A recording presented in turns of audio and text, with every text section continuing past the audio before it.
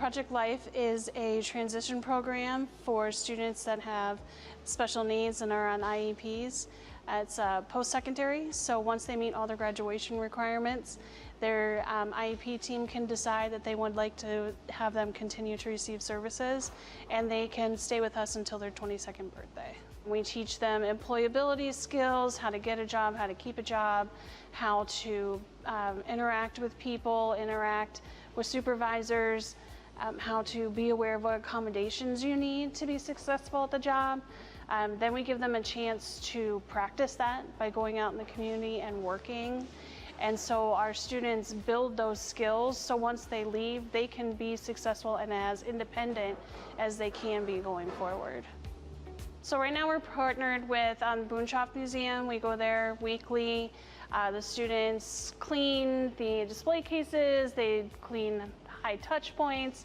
We partner with Woodman Bowl. This is our second year partnered with Woodman Bowl. We go there every Thursday. The kids vacuum, they clean and sanitize bowling balls. They organize all the shoes. In the warmer months, we go to the Learning Tree Farm. It's also our second year for that, and the kids get to do farm work or we garden. We also have a standing partnership with Innovative Plastic, and the outside business partnerships is really what makes this program great because it gives the kids an opportunity to put the skills we talk about into practice. Currently, it's open to any Dayton Public Schools student that has an IEP and has met all the graduation requirements, and it's simply a decision that their team makes at their senior IEP meeting that they want them to do what's called defer their diploma and continue to receive services. Everyone can do anything that you put your mind to. Sometimes you may have to do a little bit differently.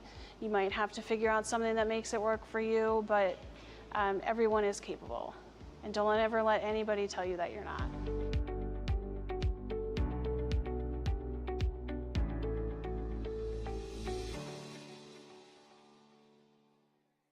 Thurgood Marshall was an important figure in American history. And here in Dayton, one of our high schools proudly bears the name of this incredible man. Thurgood Marshall was born on July 2nd, 1908. Marshall is best known for his groundbreaking work as a lawyer and judge.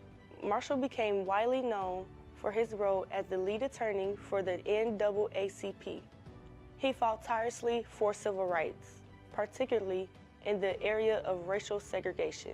Marshall's most significant achievement was arguing the landmark case of Brown versus the Board of Education before the Supreme Court in 1954.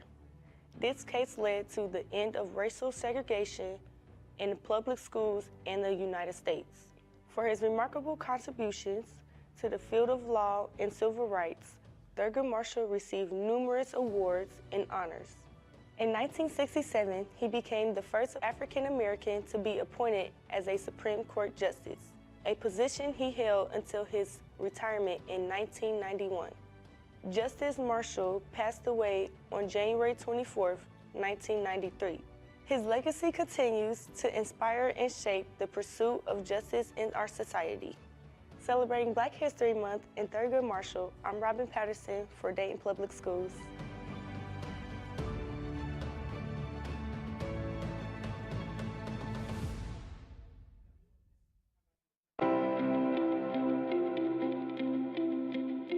If anybody is watching this, you can tell we have some amazingly dynamic, smart, wonderful kids in Dayton Public Schools.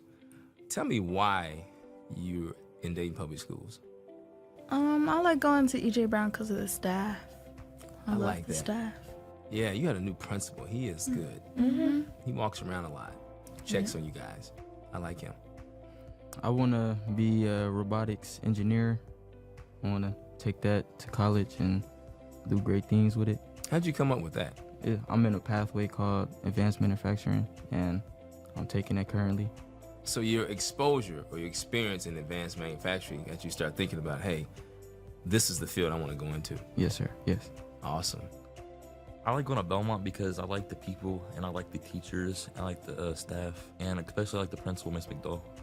I want to go to Dayton Public Schools because I feel like every single teacher in Dayton Public Schools are really appreciated, of the students that they have and show a lot of love to them. What I like most about the district is all of the opportunities that they have, such as DPS University, where you can earn college credits while you're still in high school. The staff is really welcoming, and they're always pushing you to do your best in whatever you do. I'm looking forward to getting some of my college credits already out of the way before I go to college. I have a lot of favorite staff members, but the one who I would say influences me the most is most likely Miss Mo, because she just stays on top of everyone and she makes sure that you're doing well and having a good day and stuff like that. I'm thinking of studying law and becoming a lawyer because I don't really like the laws we have now. So I'd like to maybe change them. I like it. So you want to be an advocate? Yes. DeAndre? I've thought about being a realtor. I always wanted to What? get rid of that. Yeah. I'm going to tell you, I've never heard a kid say that. I wanted to get rid of the whole bunch of empty vacant houses around my neighborhood, feel me? It just seemed like a good thing to do because it just make the neighborhood look bad. Even though it's good people around there, it just make my neighborhood look bad. The whole staff and administration helped me get through my sophomore year all the way to my senior year. King, I appreciate you sharing that space where you said that you had some adversity, you know, and that this hasn't always been an easy road, and there was a whole family that wrapped their arms around you. I want you to know how much we in Dayton Public Schools are proud of you, first of all, and how much we wish you the best in the future, and we hope that you stay in touch with us so we're able to talk about what a graduate looks like as they move out into the world and do things other than high school.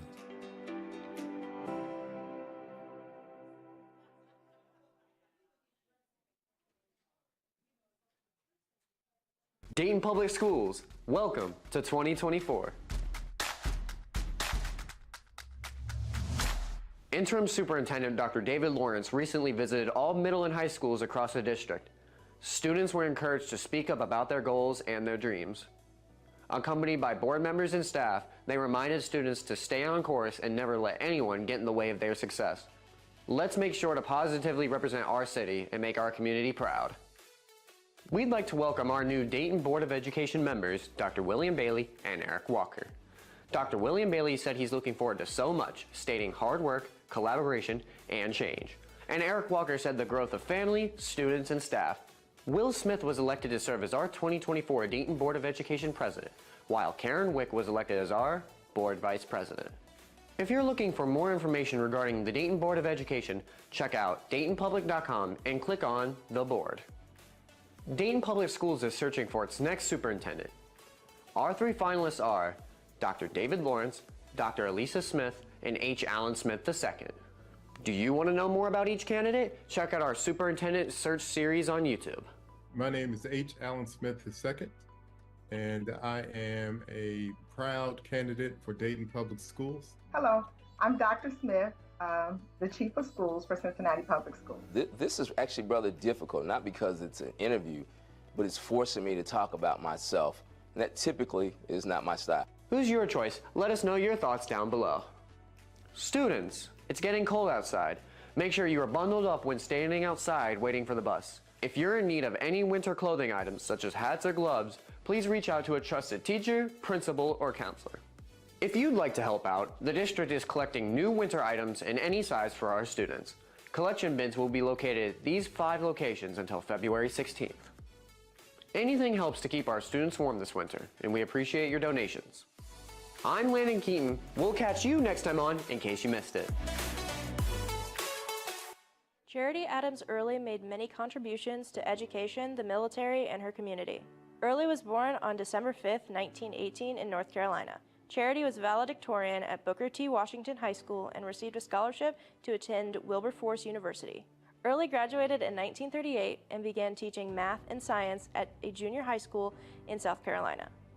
During World War II, Charity joined the Women's Army Corps, or WAC.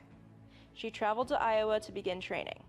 In 1943, she was promoted to major, being the highest-ranking female officer at the training center. In 1944, Early was made commanding officer of the first ever unit of the WAC to travel overseas.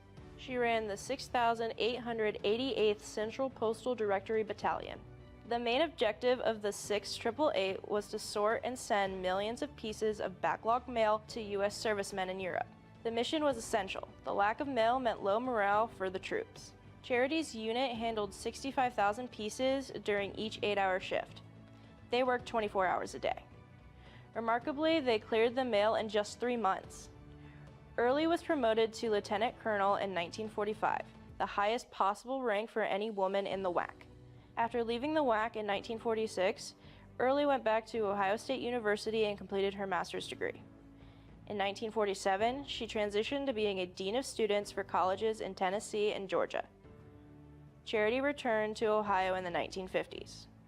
Here, she served the community, sitting on the board of directors and the board of governors for Dayton's Red Cross and Sinclair Community College. Early was also the founder of the Black Leadership Development Program in Dayton in 1982. It's no wonder that Dayton Public Schools honors the memory and achievements of this extraordinary woman by naming one of its schools after her. The Charity Adams Early Academy serves students from pre-K through the 8th grade. Celebrating Black History Month and Charity Adams Early, I'm Tobias Ashlock for Dayton Public Schools.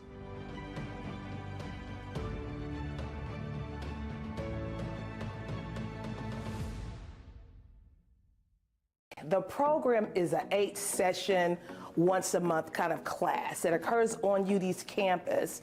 And the whole idea is to have teachers be reflective in terms of their own implicit biases, their own privileges, their own life experiences that they bring into the classroom. We wanted to give them the tools of some of the anti-racist teachings, culturally responsive pedagogy, and inclusive instructional practices that will accelerate student learning. So that was our thought process.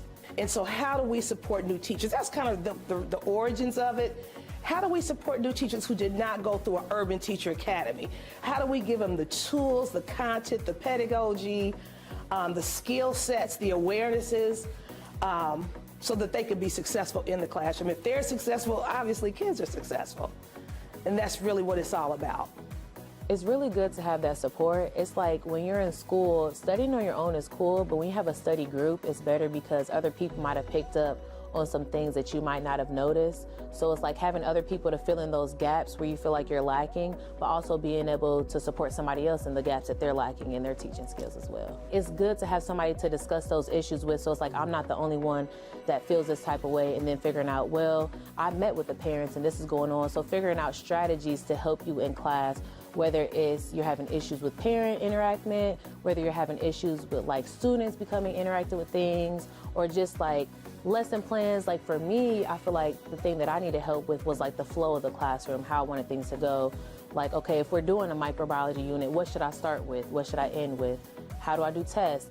So really just being able to bounce back ideas, having resources, and having people that have been there and went through that already and getting advice from them. Because like it's cool hearing from like the new teachers, because some of us have the same struggles, but hearing from the seasoned teachers that have already had that experience, I feel like that also makes a difference as well. I actually started my journey at DPS student teaching. So I went to UD and I had the opportunity to student teach here. And I ended up loving it so much that I moved from Chicago, my hometown, for here. And I've been at the district for about 2 years. It's my second year of teaching. The New Teacher Collaborative has been absolutely amazing. Working with Ms. Sharon Goins and professors at UD who I have had in the past. It's been just wonderful to connect, share, learn together, and doing that all in a very safe space. Those first few years of teaching can be very difficult, and to have that group or community together gives me a sense of comfort, and we can all kind of relate in our struggles and find solutions to become better teachers, to share resources, to share stories that will only make us grow together and become the best teachers we can be. I'm Landon Keaton of the Ponent CTC Media Arts program. I'm here with the Student Spotlight, Sanaa. Sanaa Everett is a senior at Stivers School for the Arts with a remarkable gift for photography. She is the only student in the state of Ohio to receive the National Young Arts Award. Sanaa also demonstrates resilience, having overcome many obstacles throughout her high school career. Her teachers describe her as insightful, profound, and beyond her years. Sanaa also participates on the basketball team, manages a local pretzel shop, and has maintained an excellent grade point average. Overall, she's an exceptional student and person, and for these reasons, is perfect to recognize in our student spotlight. I know you were in the National Young Arts Competition. What was that experience like for you? It was really fun and exciting to find out that I won. And it was a good process, especially like coming up with my series and writing my artist statement for it. What was the piece of art that you used to actually win the competition? What was it exactly? It was a series of pictures of my sister expressing like her raw emotional state. What would you say to somebody that aspires to get into photography that don't necessarily have the funds or the resources to do that immediately? Well, a photographer can start with anything. A photographer is really a set of mind. Like, it's not about what you have, it's what you make of what you have. I started off on my phone. It was like an iPhone 6. It wasn't the best camera, but that's how I started off. And then eventually it developed into me using the camera. And the camera, I didn't even buy, it's provided by the school. So really, it's just what you make of your surroundings and not your surroundings themselves. What do you like most about Stivers? I think I just like the community. Like, it's a very tight-knit community and everyone's there for each other. So I like that about Stivers. What are your most memorable moments of being here at Stivers? Well, I would say my first Stivers Celebrates, because that's the biggest stage I have ever been on. And you know, with like 2,000 people looking at you, it was just like really cool to experience. And I was only a sophomore at the time, so that was really fun. What would you say to a student who wants to go to Stivers? I would say to try your hardest, because during auditions, they're not looking for the most perfect person and their magnet. They're just looking for someone who will try, and they're looking for someone who they can improve. I know my audition, it wasn't the best, so like, you just gotta work hard and show them that you have that work ethic in you.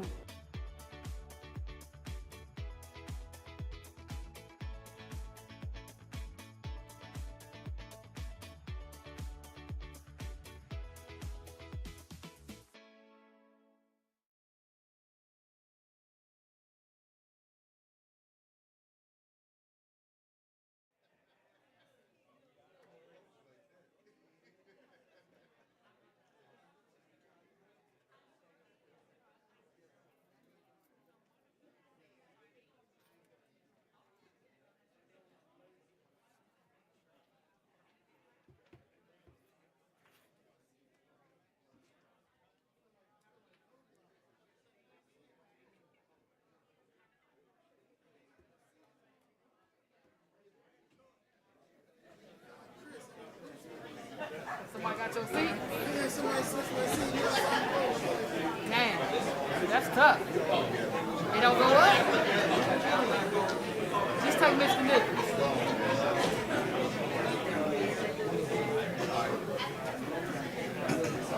Okay. There we go, thank you. I think I'm good, thank you. Got some Oreos?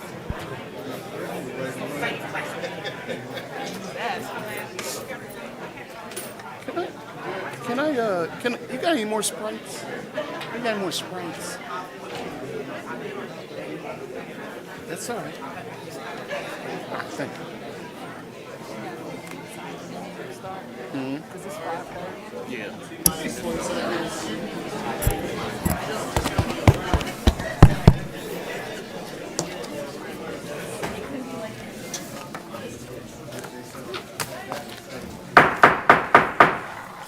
Good evening. I like that.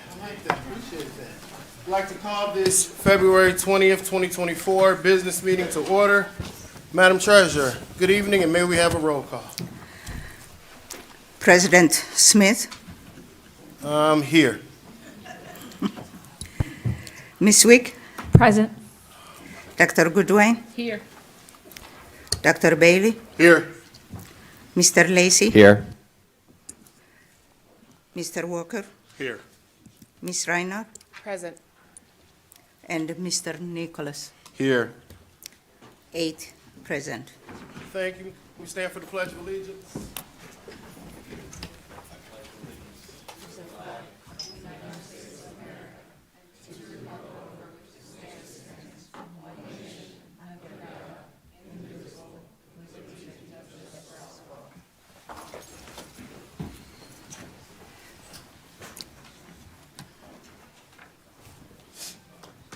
All right, so we're doing a few things differently, moving some things around on the agenda. But first off, we want to be respectful for anybody that came out to speak. So first off, we want to hear any bargaining units that are present that wish to speak.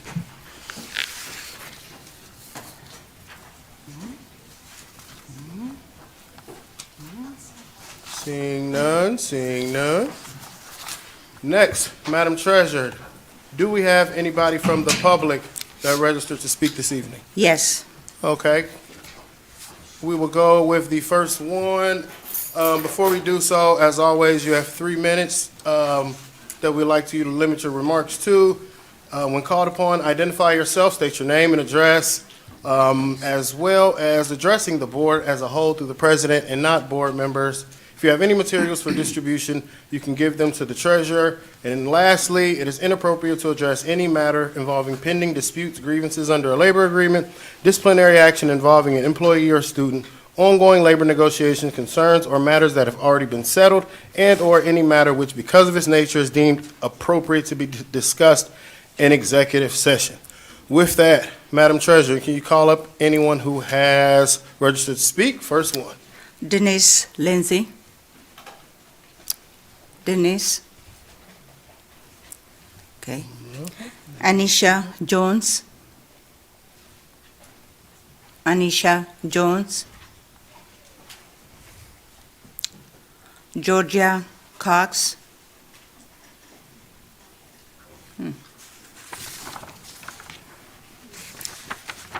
And Miss Mario.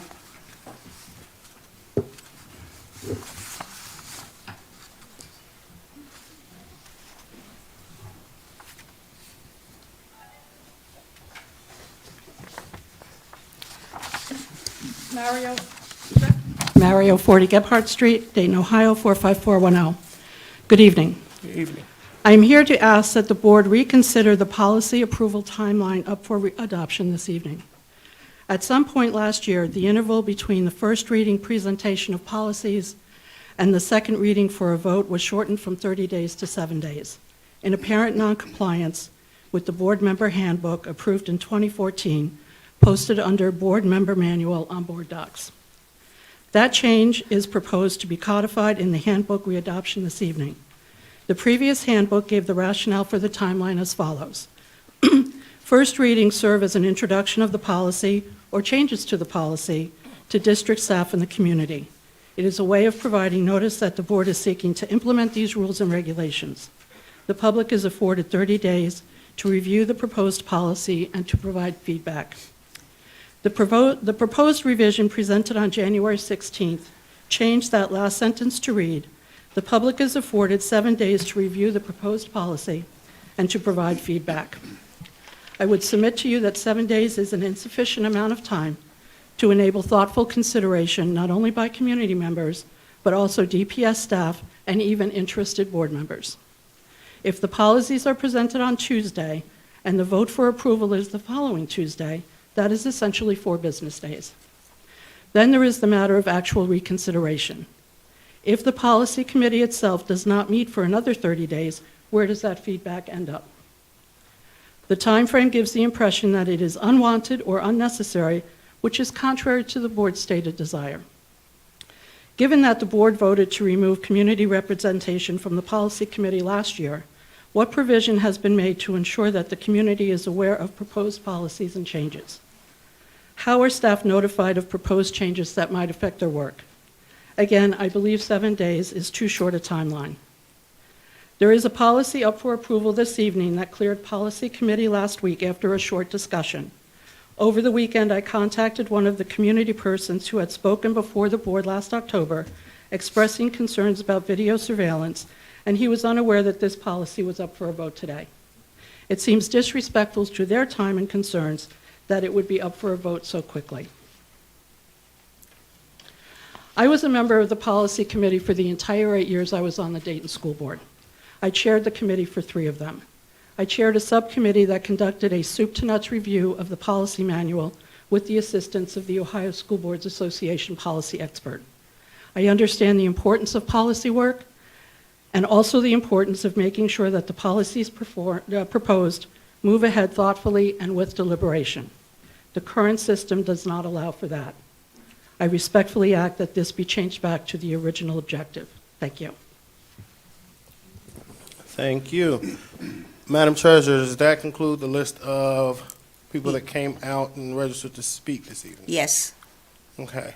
Now, with us moving up the hearing of the public, I would want to open it up for anyone else that was not able to sign up to speak if they wish.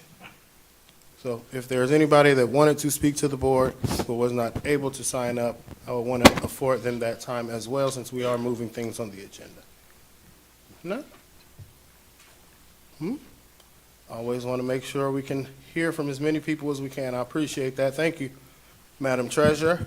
Next on the agenda, pursuant to Section 121.22G2 of the Ohio Revised Code, I move that this board go into executive session. This meeting is being held to consider the appointment and employment of a public employee. Do I have a second? Second. I will give it to Dr. Goodwin, Mr. Mason. Do we have any questions? No questions? May we have a vote? President Smith, Yes. Ms. Wick, Yes. Dr. Goodwin, Yes. Dr. Bailey, Yes. Mr. Lacey, Yes. Mr. Walker, Yes. Ms. Reiner, Yes. Mr. Nichols. Yes. 8 yeses. Thank you. We shall step into executive session in our board conference room for a brief executive session. Thank you.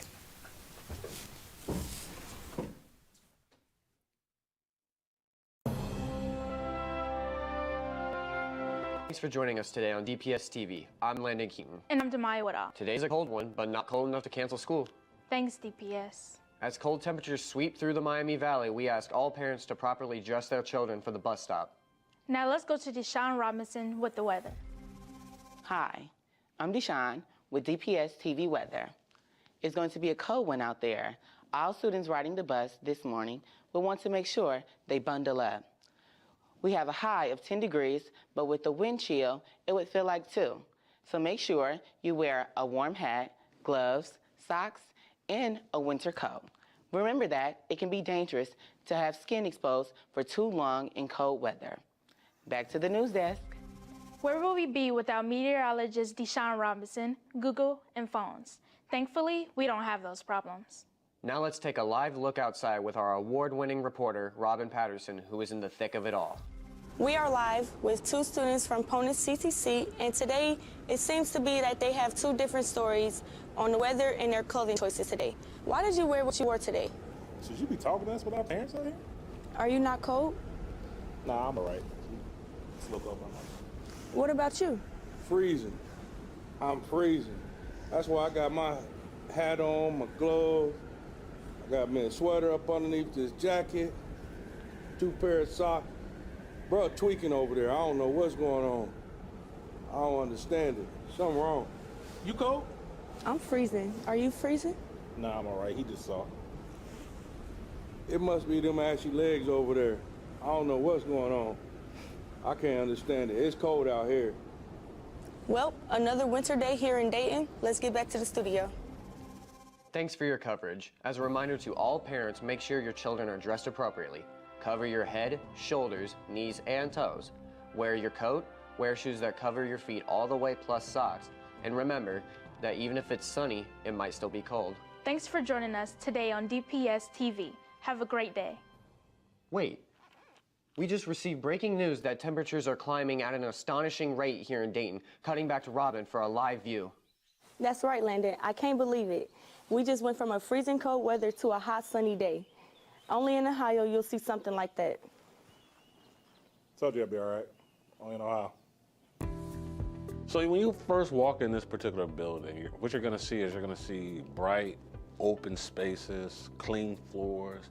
When they say it's a new age here within this building, it truly is.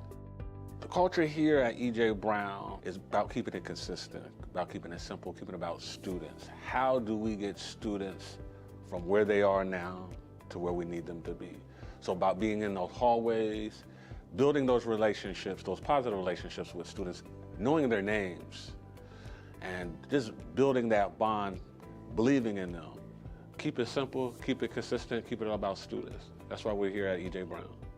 This year, we have a very strong administration team, and we have very clear expectations, not only for the students, but also for the teachers. So that consistency is really strong this year, and I see that growing as we keep moving forward.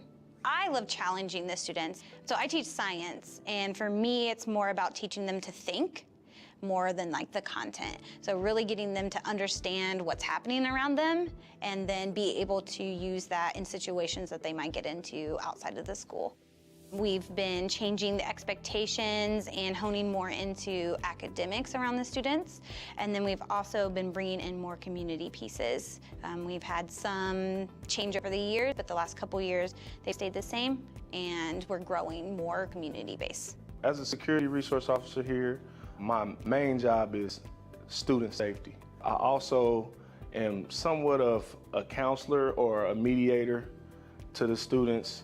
A lot of them come and talk to me, and we try to figure out solutions together to make things better, because if things outside of school are affecting you, then you're not going to be able to get a proper education. I believe that building a relationship with these students is the key to them advancing educationally as well as socially. E.J. Brown is the best middle school because we have the best sports teams, we have the best teachers, we have the best SRO team in the district, we have the best principal in the district. So if you want to be the best, you should come to E.J. Brown. I think students should go here because it gives them a better mindset. The biggest difference between elementary and middle school is the moving around, but it really wasn't that hard to get used to. The way to be a Bruin is to follow the Bruin Bs. Be respectful, be responsible, be safe, and be unstoppable.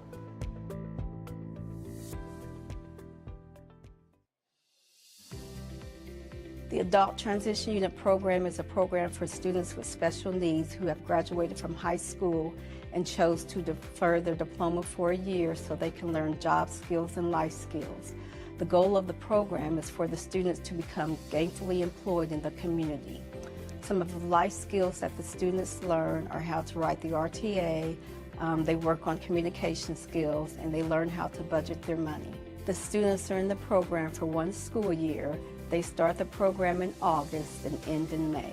The students learn job skills by volunteering at 3 different sites: Sinclair Community College, the University of Dayton, and the Gospel Mission. At Sinclair Community College and the University of Dayton, the students work in the dining hall where they learn customer service skills, serving customers.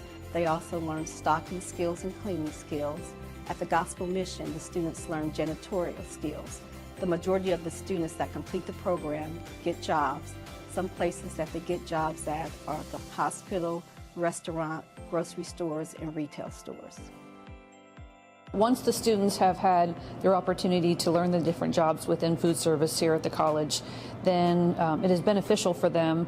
They are able to go out and market themselves to the different food service employers and the Restaurant Association to let them know that they have worked in the front of the house, washing tables and greeting with the customers, and vice versa in the back of the house, how to do all the stock and inventory all the way to closing out at the end of the day, taking and mopping and doing all the trash and everything. So as a benefit for them as they apply within the restaurants, then that gives them the ability to let them know that they've been trained in those duties. As a contractor here at Sinclair, we have enjoyed tremendously the students coming in on a weekly basis, helping us with our day-to-day operations. And I think the benefit and the partnership that we have with the Dayton Public School Systems is a wonderful program, and we hope that it continues on so we can have these students be able to go out into the general population and get jobs. Goodwill Easter Seals are proud partners with Dayton Public Schools in helping them enrich their lives for better futures. As a job developer, we assist the students with developing work-related skills for competitive employment within the community. We meet with them each Friday. In addition, we discuss and demonstrate potential job openings, get to know each person and what their interests are.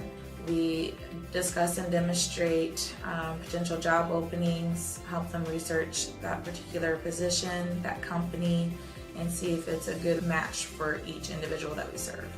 This transition program with Dayton Public Schools have given students with special needs the opportunity to achieve their transition goals by becoming gainfully employed in the community, and also it helps them achieve their independent living goals, which will make them successful throughout life.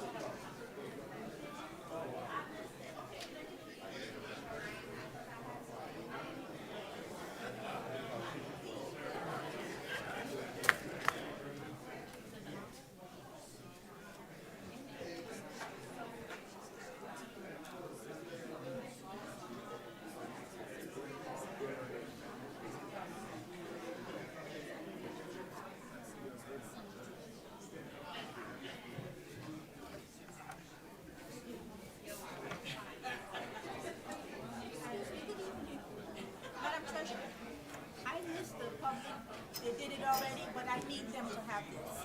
Okay. Please. Mhm. I'm glad. I need to talk anyway. You make sure everything is Okay. Thank you.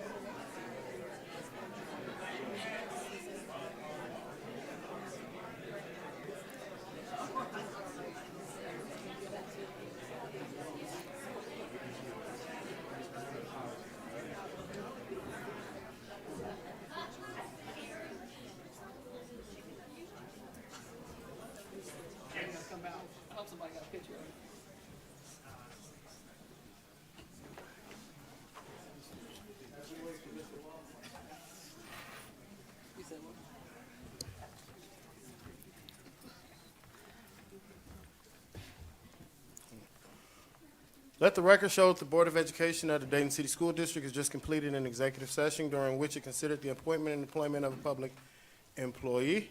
I will entertain a motion to move back into our regular business meeting. So moved. It's been moved and second. Do we have any questions? Seeing none, may we have a vote? President Smith, Yes. Ms. Wick, Yes. Dr. Goodwin, Yes. Dr. Bailey, Yes. Mr. Lacy, Yes. Mr. Walker, Yes. Ms. Reinhardt, Yes. Mr. Nicholas. Yes. 8 yeses. Thank you. Moving on in our agenda. I got it. I'll do it. Okay. I move that we appoint Dr. David Lawrence as superintendent contingent on our outcome, or not outcome, contingent on with the employment and contract being voted at a future meeting. I'll second. Been moved in second. Who seconded? Mr. Walker. Mr. Walker. Do we have any questions, comments on the motion?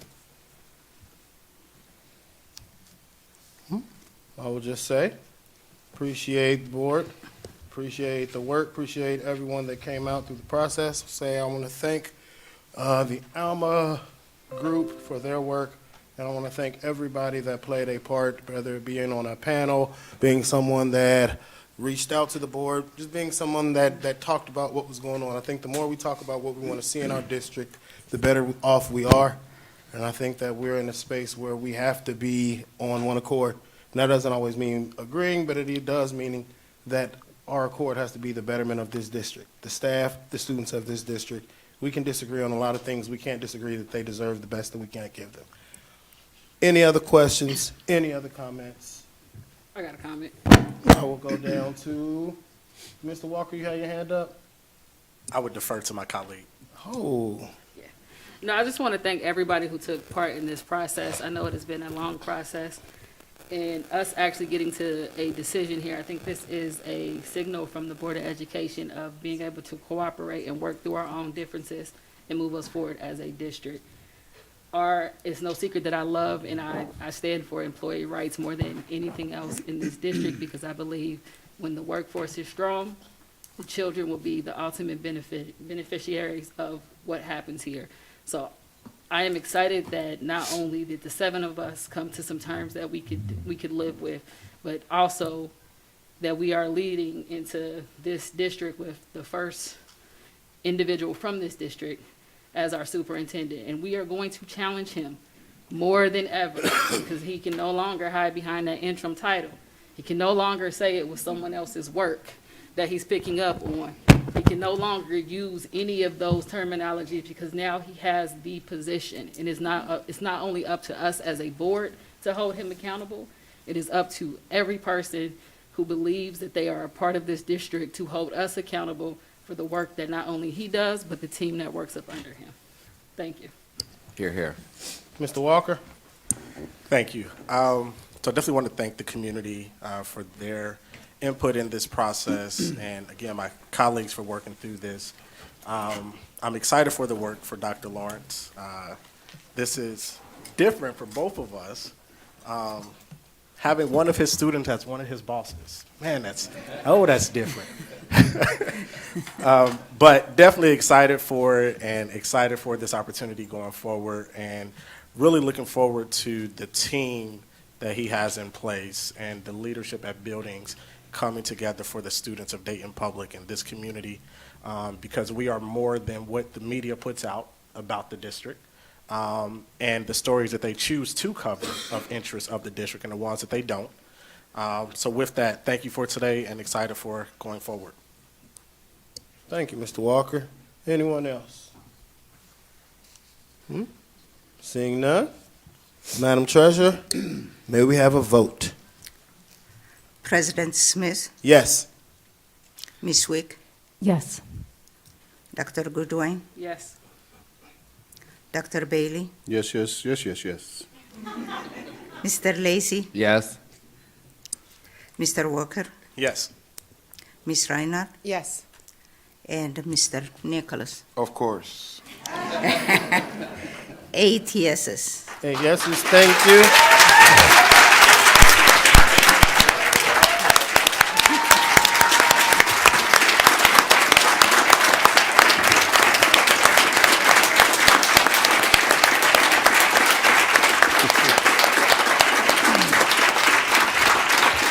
All right, all right, all right. All right. Thank you all. Thank you. Let me be the first to say congratulations, Superintendent Lawrence. Superintendent Lawrence. We do see that there's people here. I want to respect those here, and I will allow for a brief 5-minute recess. We'll do 5. Just 5. We'll be back. President Smith, I'm going to let Dr. Lawrence make his comments before taking a break. Can you make them brief? I think you and I talked last night. It was 35 minutes, right? I know, 34 minutes of you talking. Hey, I got 5 hours. Yes, sir. Hey, thank you, James and Eva Lawrence, my mother and father. My father died 2 years ago yesterday, so he's not here to see this. He's an instrumental human being in my development as a man. My mother was 84 and gets around like she's 44. Could not do this without her. And then the community has been amazing. I know that no one has all supporters, but it's been amazing getting all the text messages, calls, emails to say it's about time. And so I'm ready to do the work. For those people who know me, this is, I wouldn't call it a dream or a goal, but an opportunity to help Dayton be great again. And I think that we've assembled most of the team that can do that, and we're ready to develop partnerships to be able to push this district forward. Special shout outs to my best friend in the world, Sharon Goins. We have talked every day for 2 decades almost about school, and could not do this without her. In fact, all of my assistant principals are here, Ms. Spurlock and Ms. Winston. So I think they've all been principals now. I think that means I'm pretty good at developing talent, Mr. Smith. Okay. And all the departments that are out, and then all the people who are the viewing public who are watching, we're excited about getting ready to do the work. Thanks. Thank you. We'll have a brief 5-minute recess. Afterwards, we'll start the meeting up again.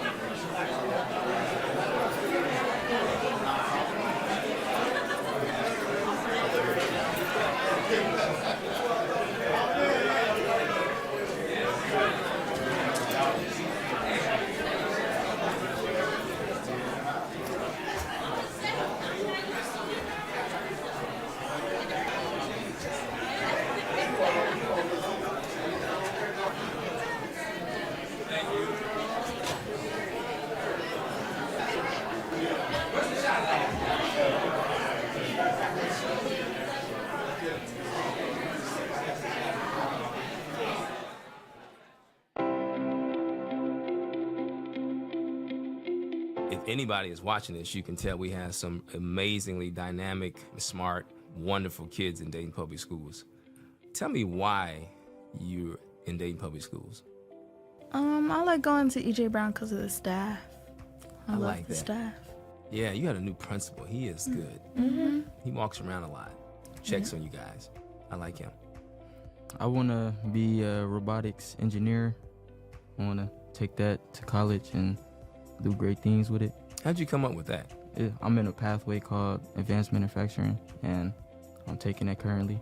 So your exposure or your experience in advanced manufacturing got you start thinking about, hey, this is the field I want to go into. Yes, sir. Yes. Awesome. I like going to Belmont because I like the people and I like the teachers and I like the staff and especially like the principal, Miss McDowell. I want to go to Dayton Public Schools because I feel like every single teacher in Dayton Public Schools are really appreciative of the students that they have and show a lot of love to them. What I like most about the district is all of the opportunities that they have, such as DPS University, where you can earn college credits while you're still in high school. The staff is really welcoming and they're always pushing you to do your best in whatever you do. I'm looking forward to getting some of my college credits already out of the way before I go to college. I have a lot of favorite staff members, but the one who I would say influences me the most is most likely Miss Mo, because she just stays on top of everyone and she makes sure that you're doing well and having a good day and stuff like that. I'm thinking of studying law and becoming a lawyer because I don't really like the laws we have now. So I'd like to maybe change them. I like it. So you want to be an advocate? Yes. DeAndre? I've thought about being a realtor. I always wanted to What? get rid of that. Yeah. I'm going to tell you, I've never heard a kid say that. I wanted to get rid of the whole bunch of empty vacant houses around my neighborhood, feel me? It just seemed like a good thing to do because it just make the neighborhood look bad. Even though it's good people around there, it just make my neighborhood look bad. The whole staff and administration helped me get through my sophomore year all the way to my senior year. King, I appreciate you sharing that space where you said that you had some adversity, you know, and that this hasn't always been an easy road, and there was a whole family that wrapped their arms around you. I want you to know how much we in Dayton Public Schools are proud of you, first of all, and how much we wish you the best in the future, and we hope that you stay in touch with us so we're able to talk about what a graduate looks like as they move out into the world and do things other than high school.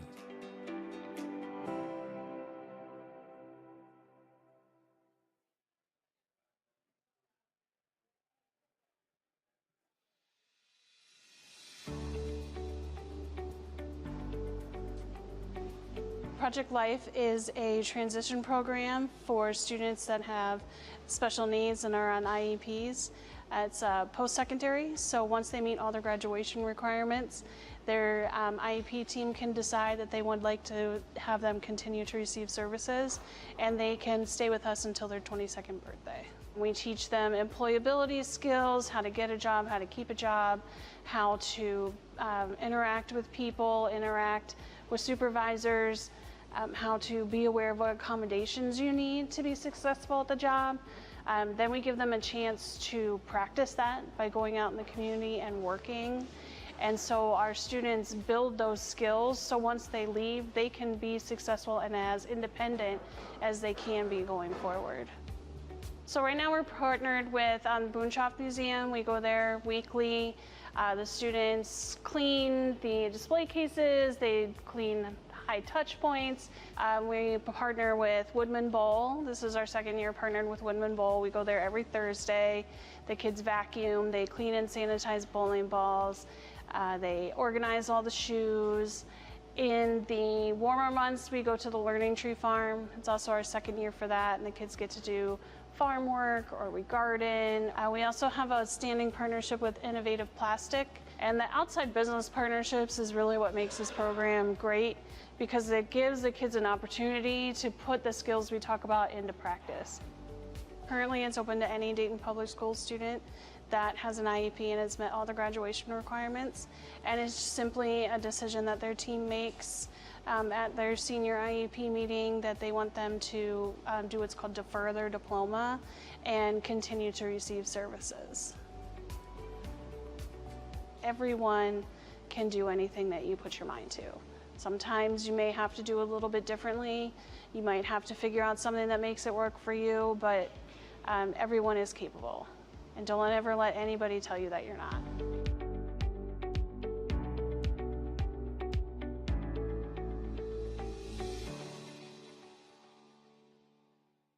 Thurgood Marshall was an important figure in American history. And here in Dayton, one of our high schools proudly bears the name of this incredible man. Thurgood Marshall was born on July 2nd, 1908. Marshall is best known for his groundbreaking work as a lawyer and judge. Marshall became widely known for his role as the lead attorney for the NAACP. He fought tirelessly for civil rights, particularly in the area of racial segregation. Marshall's most significant achievement was arguing the landmark case of Brown versus the Board of Education before the Supreme Court in 1954. This case led to the end of racial segregation in public schools in the United States. For his remarkable contributions to the field of law and civil rights, Thurgood Marshall received numerous awards and honors. In 1967, he became the first African American to be appointed as a Supreme Court Justice, a position he held until his retirement in 1991. Justice Marshall passed away on January 24, 1993.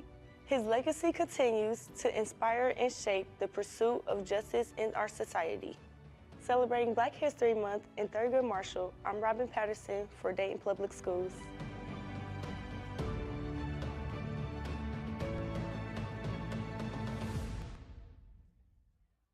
Dayton Public Schools, welcome to 2024. Interim Superintendent Dr. David Lawrence recently visited all middle If we may, start moving back to our seats if we're sitting, the door if we're not. Got a couple more board members coming up. And then we will move right along with our agenda.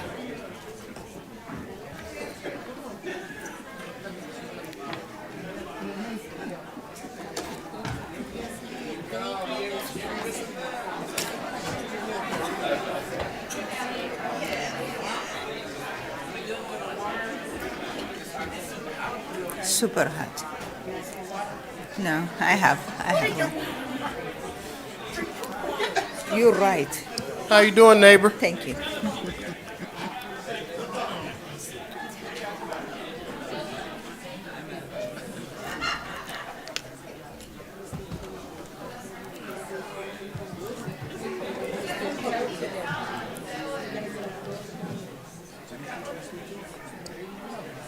All right, are we back moving? We're ready. Can somebody shut that door, please, just so we have some presentations. Want to give them their respect as well. So, Dr. Lawrence, if we may, can we switch the order on your presentations? Absolutely, it makes all the sense in the world. President Smith, with this food smelling so great, let's go with nutrition services first. And Amber Whitmire is on her way up, and I think I see the business manager, Tiffany Powell, coming with her.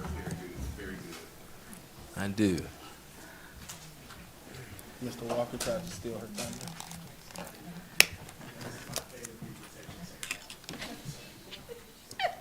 You've got samples. Yeah. Good evening. So I'm here for moral support for Amber, in case she can't tell. She's a little bit nervous, but she's already buttered you up with food. So. Yes. So just to start, I wanted to talk to you guys a little bit about the samples that you had out. These are items that we are looking to menu for the upcoming menu cycle. Probably some of the products won't be available till towards the end of the school year, but by the next school year, everything will be on there. There's a tikka masala that has really went over really well with people we've tested it on, as well as other districts. There was a banana split parfait, which is something that we're going to put on the menu soon because it's something that's accessible to us. We're doing something soon I'll talk to you about called Restaurant Wars.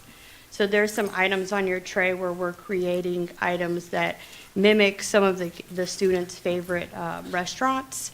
So there was a Big Mac that we recreated. There was a little dill nugget and some Chick-fil-A type sauce that will go on that menu as well. There was an omelet. We love the omelet because we can do a lot of fun things with it. One item with 10 different applications. We can do all kinds of fun stuff. What's there? I think that was it. So I just want to start by just going over a few of the many rules that we are regulated by through the USDA and the Ohio Department of Education. We do something for us called offer versus serve. It is a requirement for 9 through 12, so all high schoolers have to do it. We do it for the entire district because it's been proven that when kids take what they want, they'll eat their food versus us putting things on their tray. Then, little one, if they see green beans and they hate green beans, they just won't eat they won't eat anything. So we give them the option. That way they're more likely to eat what they take.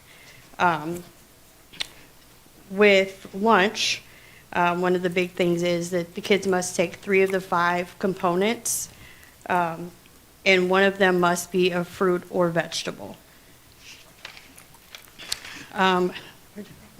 Next slide. Okay. So this, I'm not going to go into too much detail. I just thought it was interesting to show you guys. These are our meal patterns that we have to abide by. This is on a weekly basis. You can see there's different grade levels and different amounts that each grade level has to have. And probably the one that is the hardest is the vegetables and the vegetable subgroups. We have to have all 5 of those items listed every week, which is why if you look at the menu, you'll always see like a bean, you'll always see a dark green and lots of red and orange vegetables like carrots and tomatoes. We do a lot of things to try to make sure we meet all those guidelines. So that, next slide. Okay, we have also on top of all of that, we have calorie restrictions. So this kind of lays out what the calorie restrictions are for each grade level on the top part, and the bottom part is sodium guidelines. I've included the current sodium limit, which is happening now, and there's a proposed step down that we'll find out for sure what's happening in May. But you'll see in 2025, you see the down all the way down to 2029, and you see how minimal of sodium we're allowed to use. So we tend to, that's why you won't see any salt or things like that. We try to season our food with different types of herbs, garlic, different things like that. I'm going to be introducing some salt-free blends to the staff so that they can help season the food a little better without salt. Next slide. So I'm just going to touch on, this is just our fruit requirements, and once again you can see each requirement for each grade level.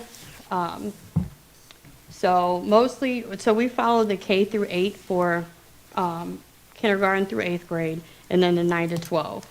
So you could see that they have to have that half cup of fruit at lunchtime, or vegetable really, no matter what. And then the high schoolers are required to have more.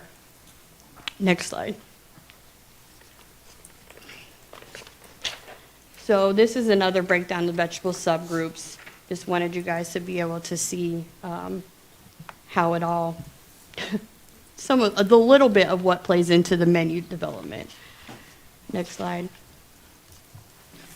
This is a little more kind of a breakdown of each group so you can kind of see what counts as what, like dark green, broccoli, spinach, romaine, where the red, orange, carrots, sweet potatoes, tomatoes, red peppers, and so on and so forth, just to kind of see where everything falls and how we kind of figure out what needs to be on the menu for the kids every week. Next slide. This is a grain requirement. This is just for lunch. So this is just the minimum too. So K to 8, they have to have 8 a week, no more, or they have to have at least 1 per day. And then high school, it's 10 per week. They have to have 2 per day. Next slide. This is the meat alternate requirement for lunch. Same sort of deal. K to 8, they're required to have 9 in a week and at least 1 per day. High school is 10 per week, at least 2 per day. We do 2 per day for everyone. It just makes it easier, and the more we can give the kids, the better. Next slide. Milk requirements, pretty easy. This is just what we have to offer as well. They don't have to take all of this stuff. So if they don't want milk, they don't have to have it, but we do have to offer it to them. Next slide. This is just a breakfast breakdown. It's a little bit different than lunch. At breakfast time, it's items instead of components. So can you go to the next slide? This is a little bit better of a breakdown. So there's 4 items. You see it's fruit or vegetable, grain, and meat alternate, and then milk. So we're required to serve, they have to take at least 3 of the 4, and one of them has to be a fruit or vegetable. And some of the items, like if it's a muffin, that counts as 1, but then we compare it with the string cheese and it counts as 2. It gets really complicated, but just wanted you guys to kind of see what goes into developing breakfast. Next slide. So one of the things that I wanted to talk about was I pulled some previous display menus from past years. The earliest one I could find was from 2012. And the highlighted items, I can tell you, are things that are still on the menu right now, all the way back from 2012. So I wanted to just show you visually that there hasn't been much change over the last few years, and we're trying to change that by adding in some of the things that we've shown you guys today. Next slide. Again, same sort of thing, 2020, all the yellow highlighted items are things we still serve. The blue ones were changes that I was able to make last year. So I just wanted to show you guys that. Next slide. This also shows the cold spot. All of the schools have a cold bar, and this just shows kind of what they were offered. It's very repetitive, every single day, same items. Next slide. This shows what we're doing now. So this is Stivers, and this is their grab-and-go case for lunch, and you can see a lot of variety. The kids can go here and grab anything they want. And then beside it is their cold bar. And I introduced a bunch of new fresh fruits and vegetable options for them. Every month we sit with our produce provider and I talk about, what's in season, what's available. And then I send the staff a list and then they put this stuff out for the kids every day. Next slide. Same thing, this is Ponitz here at the top corner, and then Mound Street, and at the bottom there's Louise Troy. Same thing, just introducing some new fresh fruits and vegetables that the kids didn't typically get before. Next slide. And this shows the difference in participation last year versus this year. You can see that our participation is going up. November and December, a little not as noticeable just because of the holidays and not being in school as much. But you can definitely see a significant difference, and that's just incorporating some more fresh fruits and vegetables for the kids. Next slide. So this is Restaurant Wars. It's coming up. It'll be the week before spring break, and this is where we're taking on City Barbecue, McDonald's, Panda Express, Skyline, and Chick-fil-A. We're going to go head-to-head with some of their best menu items and see if we can do it better. And then we're going to poll the kids to see what they liked and get it on the menu. Next slide. We just did DPS Chopped, where I challenged the staff. They were allowed to choose one meat item, one main ingredient, and then all of those staple ingredients, they had to stick within those parameters and make something out of a leftover was my challenge to them. And they blew me away. There's going to be a video that PIO is going to put out soon to show everybody what they did. Next slide. So this was how Nutrition Services we're celebrating Black History Month. We did some research to find some Black history inventors of food items, and then we made flyers that the staff had posted in their cafeterias, And the school staff, some of them read them out loud to the kids. And then we highlighted each inventor in a day of the week and with a menu item that goes with whatever they invented. Next slide. So these are some upcoming things we're working on. We're working on the hydration stations. This will be a concept introduced from kindergarten all the way up, where they will have infused water every day instead of having to drink out of the water fountain. They'll get this fancy water for during lunch, and I think it's going to go over really well. Also, the spice and sauce station, that's Cincinnati Publix right there that they shared with me, but similar concept. We're going to put out a cart with some salt-free spices and some different sauces that they will be able to add to their trays. Next slide. So a little more to come. Right now we're piloting hot breakfast at Wright Brothers. They're doing it one day a week. I think they've only made it through 2 times right now, but it's going really well. We're going to expand that to a few other schools to see how it goes. And when I say hot breakfast, they're doing like biscuits and gravy, and last time they did eggs and sausage instead of a prepackaged item. So, and then we're going to add some more diverse items to the menu. We're going to provide the staff with some more training to give them more knowledge in the field. We're working on adding some action stations where we can kind of cook the order, at least it'll appear that way. We're going to continue to expand our grab-and-go lunch items, and we're going to eliminate some of the outdated and repetitive items on the menu and replace them with fun and exciting items that the kids will enjoy. Working on a grant to get salad bars for all the schools. So that's something that is really important. Ordering more products from local companies in order to support our local economy. And we have some great suppliers there within Ohio that we're trying to make sure we're buying a lot of our products from. And then also, I'm collaborating with organizations like Children's Hunger Alliance and Dayton Cooks to come together to try to fill the gaps where we're unable to do, but just coming together to make sure we can give the kids what they need, hopefully 7 days a week for all the meals.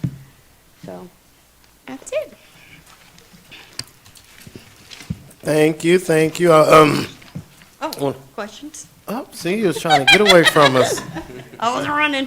I appreciate you coming out, I really do, and I appreciate inviting us to the event that you all put on last Friday. I think a couple other board members came out. You'll have to tell us who won, because I voted, and I'm really interested to figure out who won, because I cast my little votes, and hopefully my vote was for the winner. So do you want me? I can announce it now. I haven't even told the staff yet, but this would be a great place to announce it. Go ahead. Okay, so first place was Wright Brothers for the salad that they did. Yeah, the really pretty salad. Yes. Second place was Stivers, the fajita puff. Third place, we had a tie for third place because they tied. Louise Troy, the fajita sliders, and then the Alfredo pizza from Belmont. So those were our winners. So we're gonna get some ribbons. I'm gonna ask PIO to come out and help us with that. So that'd be really neat. I definitely appreciated the joy on the staff's faces, seeing people coming out and giving them their kudos and the creativity that they use to come up with that. So just want to say I appreciate the work that you're doing, bringing in staff, bringing in creative new ideas. I know we talked about some of this last year when we came out to see you, and just glad to see that you're moving forward with those things, those ideas that you had, and starting to move those in a way. Are there any questions, comments from the board? I will go to Dr. Bailey, because he's looking at me sternly. Yes, sternly. First, you didn't need her. That was really good presentation. You didn't need her at all. Thank you. I was over at Wright Brothers, and when they were creating the Southwest salad, and they made their own chips, and they were like so She made her own delicious. dressing, too. Yeah, they did it all. She was whipping it up and had it in the refrigerator sitting for so long. I know when I was running for school board, every student that I talked to, this is what they said. They wanted their lunches to be changed, and they wanted something different.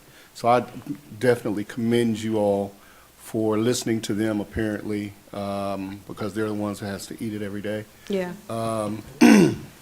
And putting this in motion.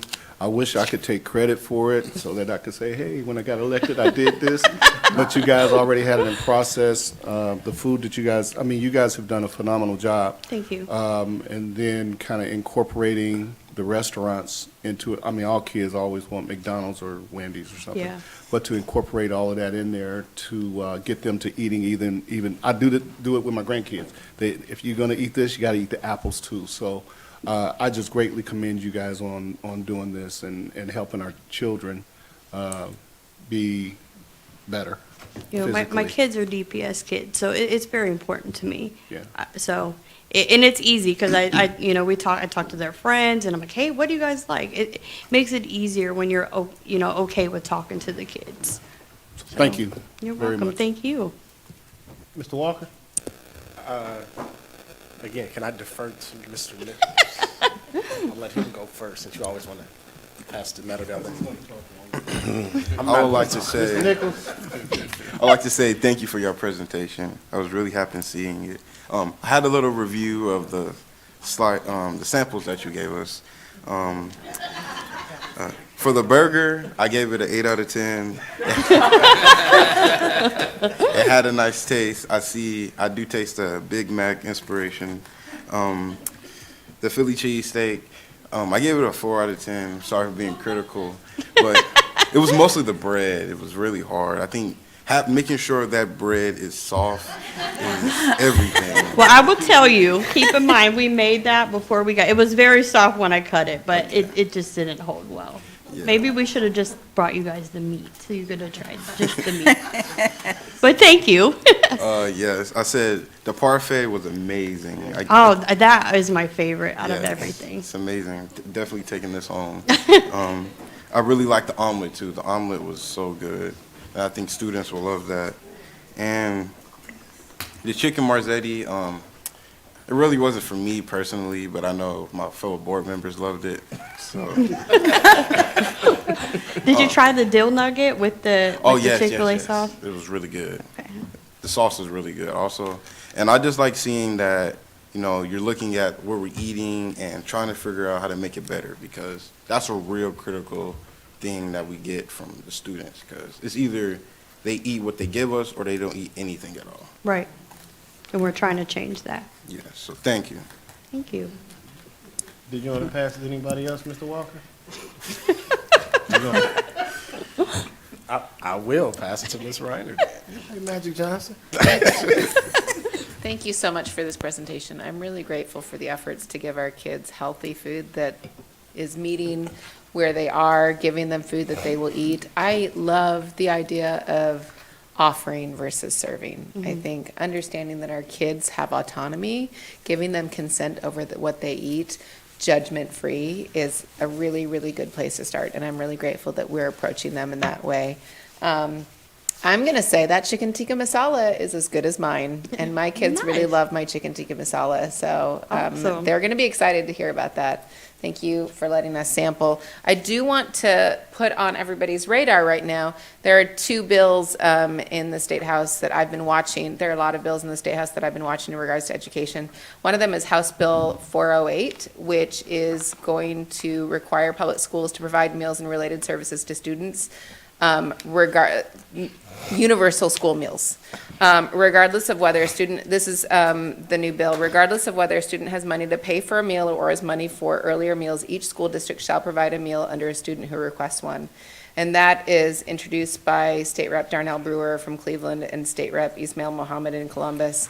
I'm really grateful for the value-driven legislation that knows it doesn't matter where our kids come from. They are legally obligated to be in these buildings, and we should be legally obligated to feed them. For sure. Putting kids in precarious positions, whether they have the ability to pay for meals, is not meeting them where they need to be and not providing the services that they need. So I'm in full support of House Bill 408. Our kids in Dayton are super lucky because they get school meals here every single day. They get a breakfast and they get a lunch. I think that's good, and I hope that every district could have what we have here in Dayton Public. As do we. Yeah. And my last thing is, thank you for putting tahini in your spice corner. Yeah, I mean, That's it's just one a of the very best big spices. thing. Yeah. So it does have a little bit of sodium in it, but not a lot, not enough to really impact anything. So Yeah. it's very popular, so we figured that would be something the kids would really enjoy. Yep, that's a good one. Alrighty, now it's me. Oh, no. No, definitely, thank you. I believe in our initial coming on conversation, this was a conversation we had about new meal items, and I'm very appreciative of it.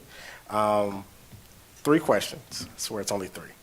One is how we approach elementary level nutrition services and what that looks like, and how does that differ from the level of middle school and high school?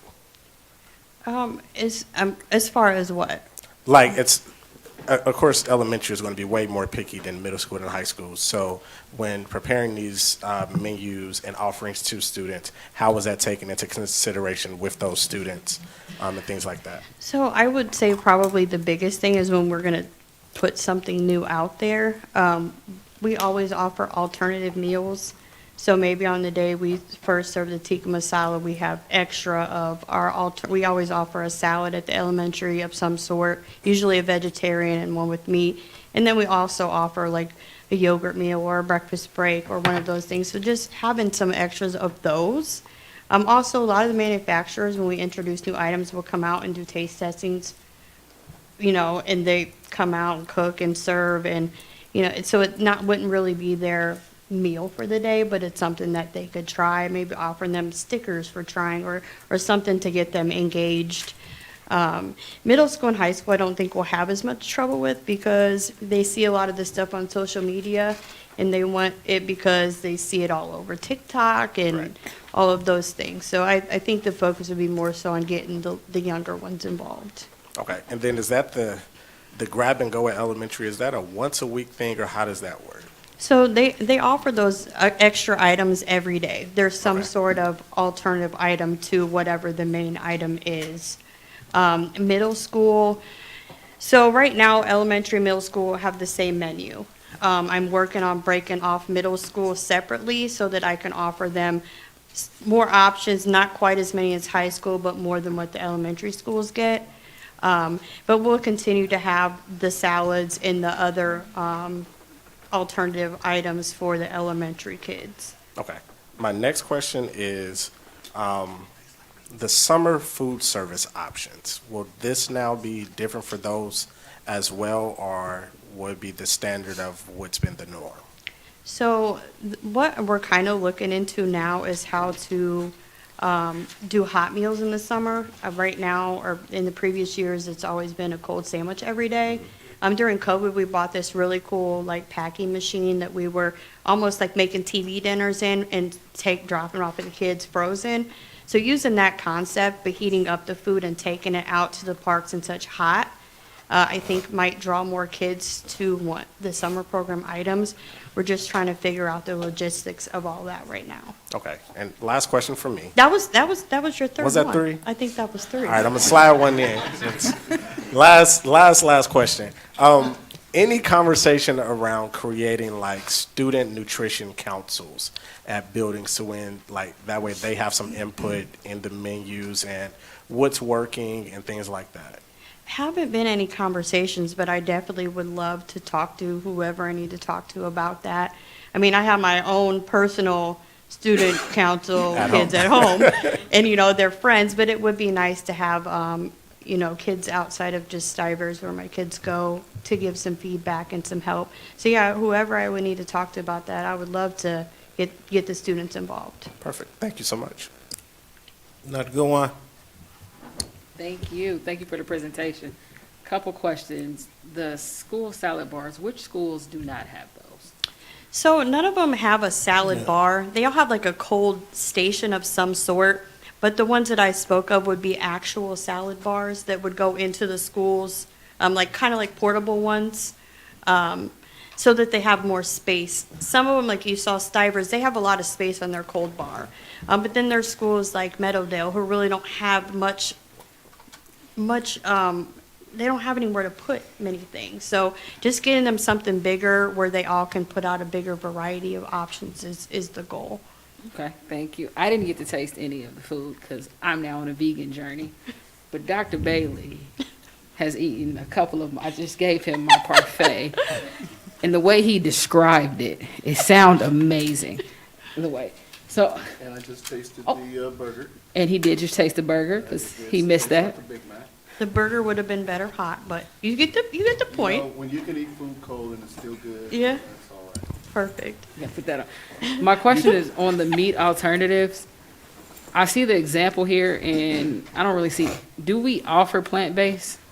Not currently. We are talking to some manufacturers about getting in some of those options. We've sampled a few things, like meat crumbles that really you couldn't even tell. Correct. I mean, I've been a vegetarian a long time. Yeah. I'm just now. Well, fully we're also looking into maybe doing like a meatless Monday, so it's district wide and kids don't feel excluded.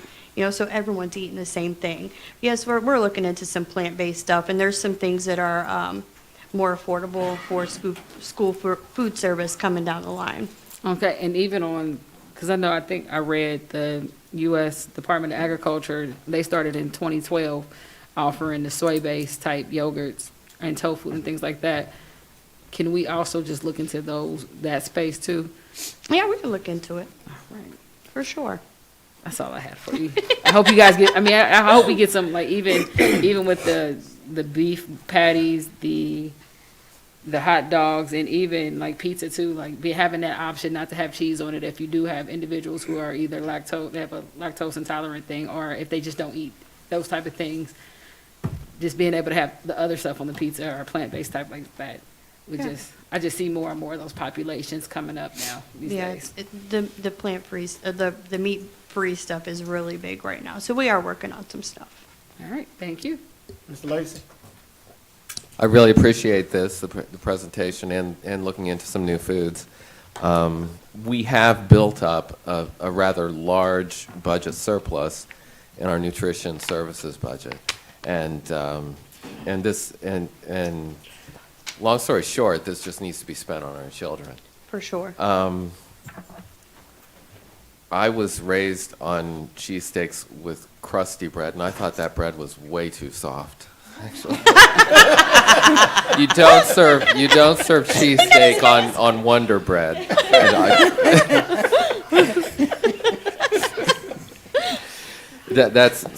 I just had to bring that out there.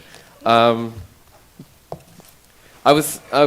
just some quick questions, and I don't see like as protein or meat alternative, just like cheese cubes. There's no encouragement to do that or anything like that. So we've tested, I tested like a fruit and cheese kind of deal. And one of the things that we're working on figuring out how to do is like a mini charcuterie thing where they would have different meats and cheeses and stuff all in one like grab and go thing. The fruit and cheese thing didn't go over well. Okay. I but yeah, we do count it, and we use like cheese sticks and cheese cubes a lot to supplement some of our other items. And yeah, I mean, I guess, and I look at other countries that they do a lot with cheese. They also have fish, and I guess that just doesn't go well in America, I guess. We have it on. The high schools have a fish sandwich on. It's not that popular, and we put a fish stick on for like a Baja fish stick. So it's like a Spanish type thing on this year. It's going okay, but they're not huge fans. They're not selling. No. I'm really surprised. Actually, I'm kind of surprised that like the federal government isn't pushing back so much on processed meat. I was surprised that hot dog's on there, but is there not, or do you see it coming? That processed meat is. I think that eliminating some of the processed meat would eliminate some of the sodium that's in the. Yeah, I mean, it's just that's one of the leading causes of cancer. I've heard, or something. I think that eventually we can get there. It's going to take some training with the staff It's weird because some schools love the hot dogs and some they're not very popular at.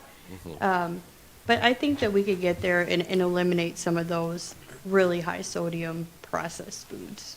I'm guessing this is true, but I don't know for sure. You can't use peanuts or peanuts in or can you? I don't know. We try not to use peanut butter in elementary level because Right. most of the time at that time they don't really know. By high school, they typically know if they have a peanut allergy. So we do like an alternative meal in the grab and go with a peanut butter and jelly sandwich, and that's very popular with the kids. Really? Oh, yeah. okay. So and then we do like a soy butter sandwich, kind of same sort of concept for the littler kids, or sun butter, whichever one, so that they still have a similar product, and they don't even seem to mind that it's not peanut butter. For them, it's just a peanut butter sandwich. And what's the hazelnut chocolate stuff? We don't use that right now. Huh? Yeah, Nutella. So there's not really anything that's available to us for that, but there is this like new chocolate chickpea sandwich that I tried that's pretty good that we're going to have the manufacturer probably come out and do some sampling with the kids to see if it's something they even like. Okay. I mean, I thought kids go crazy over Nutella, or at least my kids. They like it, but it just there's not a product that would be available for us to use for the students right now. And then, okay, so this salad bar, is it really going to be a salad bar, or is it like a bunch of grab and go stuff? They have like Jesus. It's like an actual salad bar that they'll put a variety of fruits and vegetables in. Probably at high school levels, we can run we run like baked potatoes. We can put toppings on, just various things like that. So it'll be an actual salad bar. Okay. That's all I have. Thank you very much. Thank you. I had a follow-up. I was first. I did. I was first. Dr. Goodwine, and then Mr. Walker. I had a question for you. This is based off of what we heard last year to this year. The hydroponic towers, how's that? Is that still a project that's happening? That has kind of been put on the back burner for the time being, just because we're trying to do so many things to get this menu recreated and bringing in the salad bars and things like that. So it's something that we're going to revisit. It just kind of got put on the back burner for now. Okay. The high school serving area projects, what's going on with that? So those, we have met with the guy from LTI who's doing the projects. He has kind of been dragging his feet a little bit, but we're meeting back up with him. He was waiting for his third-party person to do the specs and such. And he emailed me the other day and told me that for Stivers that the stuff is ready. So we're supposed to meet with him this week to see where we're at with Stivers. He's also going to work with us on Mound Street to get some new equipment in. And then we had Radius Design coming in. They did like Kaiser and Cleveland and all of those schools, and they're actually starting on the elementary schools as well to kind of cutesy them up. So everything's moving, some just a little bit slower than that. Okay. Can we have a timeline of the high school ones and kind of the order that those would go in? Because I know we saw in the presentation last year the projections of the Stivers, what it will look like. But just would like to see how, I heard Stivers and Mound Street, but would like to see the other schools as well and what kind of timeline we're on for those ones to be. We can work on it. When I meet with LTI, I will discuss with them what their timeline is for that, and I'll get it to you. Okay, and then last, we talked about the dish machines being retrofitted. Where are we at with that project? I'm not really sure. As far as I know, all of the dish machines the project is done, I believe. Okay. Other than, I think Stivers, we got the, we got a PO for them. It's not moved yet, so we're working on that, and I think that's the last one. Okay, if we can have an update on that one. At the time of last year's presentation, 4 of them were done, and that's what we had, and we just had information that Stivers and other elementaries were on the plan, but just seeing where we are with that one as well. I'll try to find the presentation from last year. I wasn't really involved in the project. I but can I'll see tell what I you can where find. it's at. Give me 1 second. It is located, it was a summer meeting, the June 13th, 2023 meeting is Okay, where that I'll one pull it. is. Okay. That is, yeah, just updates on kind of what we saw last year, what was projected and where we are with those type of things. Just to see if any of those came to fruition or if they didn't and if they are coming, where we are in that timeline. Okay. Thank you. Mr. Walker? Thank you. As a follow-up to Board Member Lacey's question, with the dollars that Nutrition Services Sound, can it be a pilot project for salad bars while the grant is pending? Is that a possibility? It's possible. We have a lot of money kind of allocated for the elementary updos, middle school updos, and then the LTI projects for the high schools. With the grant, from my understanding of it is we apply for it and they put it out there and people can contribute to it, but we can also contribute to the project as well to make it move faster. So the plan was for us to put some money into it as well to get the project moving a little quicker. So if you put money into the project, does it guarantee that you'll get the dollars? As long as they approve it, we'll get it. It just depends. It kind of depends on how many people contribute. And my plan was if it doesn't go very quickly, just to go ahead and move forward with it. Okay, thank you. Mr. Wick? Mr. Lacy? Thank you. One of our greens at the bistro that sells the best, that people love, are these crunchy greens, and they are grown hydroponically. I know Dr. Goodwine brought up the fact that we were looking at those things, and I'm a big person about cultivating an environment where we're growing our own and kind of keeping our own. I think there's a real learning experience there, so I would like to challenge you to see if we could perhaps bring those into our buildings in learning ways and helping our kids grow. I think there's a real learning experience in creating that, and they're really good, and they're fresh, and it's very sustainable, and it's a whole process we can involve our kids in. So if there is an overflow of funds in nutrition services, and I'm going to be requesting an agriculture program in terms of growing some of this stuff to start to think around like how we can really create there. So, and that was it. Thank you for your presentation. Thank you for all of this work. So, and that's all. Thanks. Mr. Lacy? And one final thing for me, that there's been a lot of concern from parents about if a child is a little slow at eating this food, we do not yank the tray out away from the child while he's eating. We at Nutrition Services would never do that. No, I know you don't. But no. basically, We want them to eat. that's pretty much. I don't know if we have a policy, or if it's just not our practice to take the kid's lunch away if he's a slow, within reason, I guess. I think what happens a lot of times is they get offered recess, and a lot of times they throw their trays away because they want to go outside. So we try to get them through the line as quickly as possible so that they're able to have plenty of time to eat within that time frame before they get to go outside. I appreciate it. Thank you. I did have a couple questions, but I'll come over to you guys about it later, mostly centering around how do we handle understanding that we have a lot of children who this is the meal that they're going to have. So you have a lot of kids that are, while we have some that are, declining some things, we have others that are like, can I get a couple extra things? So seeing how do we understand what that looks like from building to building. You don't have to get into it all now.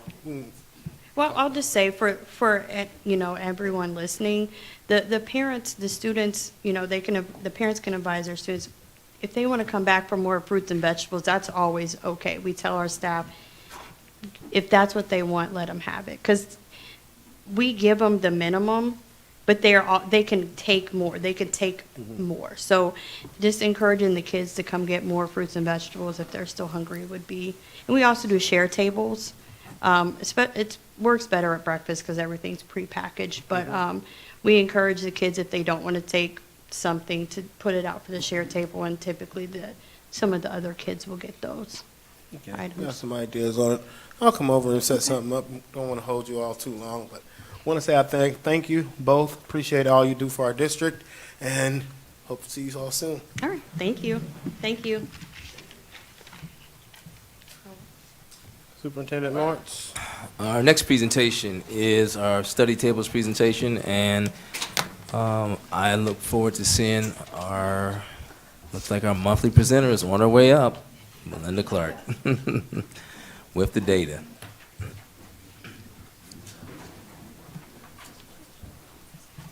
Good evening, Board President Smith, Vice President Wick, board members, Treasurer Braha, Superintendent Lawrence. This evening I will be speaking about study tables and have some significant information regarding how students are currently performing and kind of how that has changed over time. Next slide, thanks. So this is the number of cumulative hours versus the number of athletes in each building. And the cumulative hours was actually calculated by basically taking the number of athletes that attended a study table by the amount of time, multiplied by the amount of time that that study table took place. So if study table was an hour and there were 5 kids present, that would equate to 5 hours. So this was, in essence, there were 10,243 hours or that students were served in a study table across the district. Next slide. So when we look at athletes, this is our current year athletes. Quarter 4 from the prior year actually determines their eligibility. And so we looked at their grades from quarter 4 to quarter 1, including interims, from quarter 1 interim, quarter 2 interim. And so from quarter 4 to quarter 1, 97% of the students who had a 3.0 maintained their 3.0. 90% of the students who had a 3.0 in quarter 1 maintained that in quarter 2. And from quarter 4 to quarter 2, it was 94% of the students who maintained or were able to regain that 3.0. So the other measure, next slide, that we looked at was the students who remained at a 2.0 or higher. And this does include the students who were at the 3.0 or higher. And so from quarter 4 to quarter 1, that was 99.5% of our students. From quarter 1 to quarter 2, it was 96.3% of our students, and quarter 4 to quarter 2 was 98.3% of our students. Over the first semester, the cost of study tables was a little more than $51,000. The projection for the end of the school year would be $104,000 at the current rate. So some positive feedback from schools, and just in general, the students' grades haven't dropped. Athletes are maintaining. Athletes are safe, which is really important. They have a place to be in the building before practice starts. It is also meeting the goals of the academic action plan for that 8th grade and middle school transition. And as well, students have time to complete work with a certified teacher. Some of the areas where we're really looking for what's next and what we can really do to improve study tables. Consistency from building to building, some expectations, whether that's hours, days per week, ensuring that the coach is present. A systemic way to track attendance, because one of the things we found in that cumulative hours was that everyone submitted their attendance differently. And so if we had a process as a district to track that attendance, it would be much more efficient, and I would dare say accurate. Increase student engagement by offering that ACT and SAT prep. The personalization based on student needs. So our students who really need that ACT, SAT prep, and our students who need that math support or science support or ELA support, they both get what they need, or they all get what they need. And so also ensuring that efficacy in study table, whether that's from teachers, media center personnel, counselors, coaches, athletic directors, and principals, that everyone is really supporting the goals of study table, coordinating with counselors and classroom teachers for OST prep and opportunities to improve grades, providing some high-interest reading material, books, texts, magazines, and the role of the site coordinator versus a building athletic director. And so we really came up with this concept that when we were having a discussion about this, we need to redesign this with intentionality, using research-based best practices. Because when we were talking about this, this has been very similar in implementation as it was in 2017, 2018. It didn't change a lot. And so we just started generally looking, Council of Great City Schools, some partnerships with some ACT, SAT prep organizations, collaborations with colleges and universities. Include those things that are on our what's next list, and then also improving the data collection of students participating in those extended learning opportunities. We do that for a lot of other things. I'm not sure we're doing it well enough for students participating in study tables. Next slide. So, what questions might you have? Thank you for your presentation. I will kick it out to who? Mr. Walker, you want to take it or you going to pass it, Mr. No, I'm Walker? gonna take this one. Okay, you're going to shoot this one. Yeah, I passed the other ones. All right. Thank you for this. I really appreciate it. Okay, so looking at the cumulative hours, does study tables actually work, or is it just a place that students are going? Because with looking at, prime example, E.J. Brown has 1,920 with 108 students, whereas Dunbar has 623 with 245 students. Or,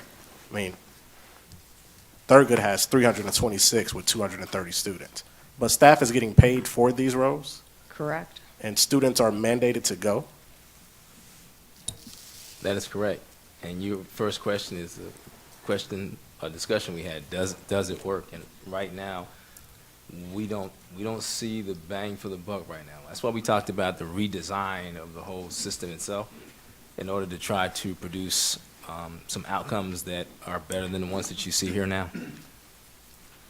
And I would add to what Ms. Clark said, study tables, they go back 20, 25, 30 years. We've been doing them the exact same way that we did them when you were in school in the 2000s. Thank you.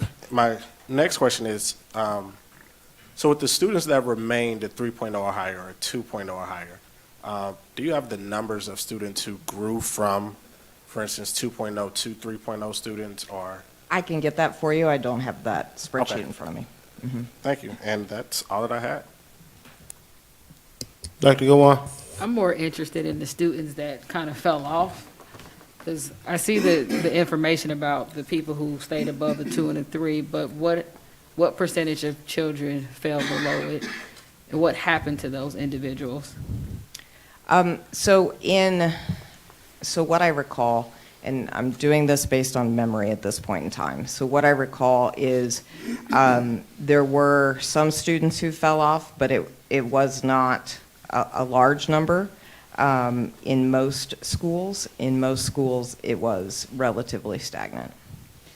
Can we have the data comparative to last year at this time of what's Yes. happening with them? Because I also suspect too, similar to what Dr. Lawrence just said, that we're not getting the bang for our buck here on this one, and it's kind of just something that's happening because it's required versus it being beneficial to the student itself. Mm-hmm. And We can definitely send it to you. Actually, we were looking at last year's. That's kind of what helped us come to this conclusion about how much we're spending versus which we're getting. Right, because even I know last year we saw the breakdown of each school, because I actually want to see not just the overall group. I want to see the breakdown of each school, and if any of them are beneficial, or if they're all just a wash completely. And I don't know if Stivers is still doing the morning module as well as the afternoon, but just interested in that breakdown of if there is anything that can be salvaged or anything that can move us forward, because the whole intention of it is to help students. And we know we have gaps, and they're not small gaps. So Right. even that amount, I also wonder too, are there non-athletes that are taking advantage of this time and that piece of it, and like what's happening in that realm of it? So I know, based on sign-in sheets, there were a couple of schools, there were non-athletes that signed in, primarily around the semester exams was the primary time that non-athletes signed in. However, there were non-athletes that participated in study tables, yes. And then of the study tables, how many are fully staffed? Are those individuals teachers versus non-teachers? And yeah, I mean, I guess now at this point, I would probably be looking into more of a tutoring service. If we're like, I want it to be beneficial to the individuals that are in there. And that's kind of last year was the first year that we invested financially in it. So this is year 2 of us being financial, and if it's not yielding results versus completely taking money away from you guys again, or away from that type of thing, I just want to see if there's something that we are going to try to do better to, again, not only help those individuals who need this because it's required for them to participate, but students in general who need additional supports beyond the classroom time. Mm-hmm.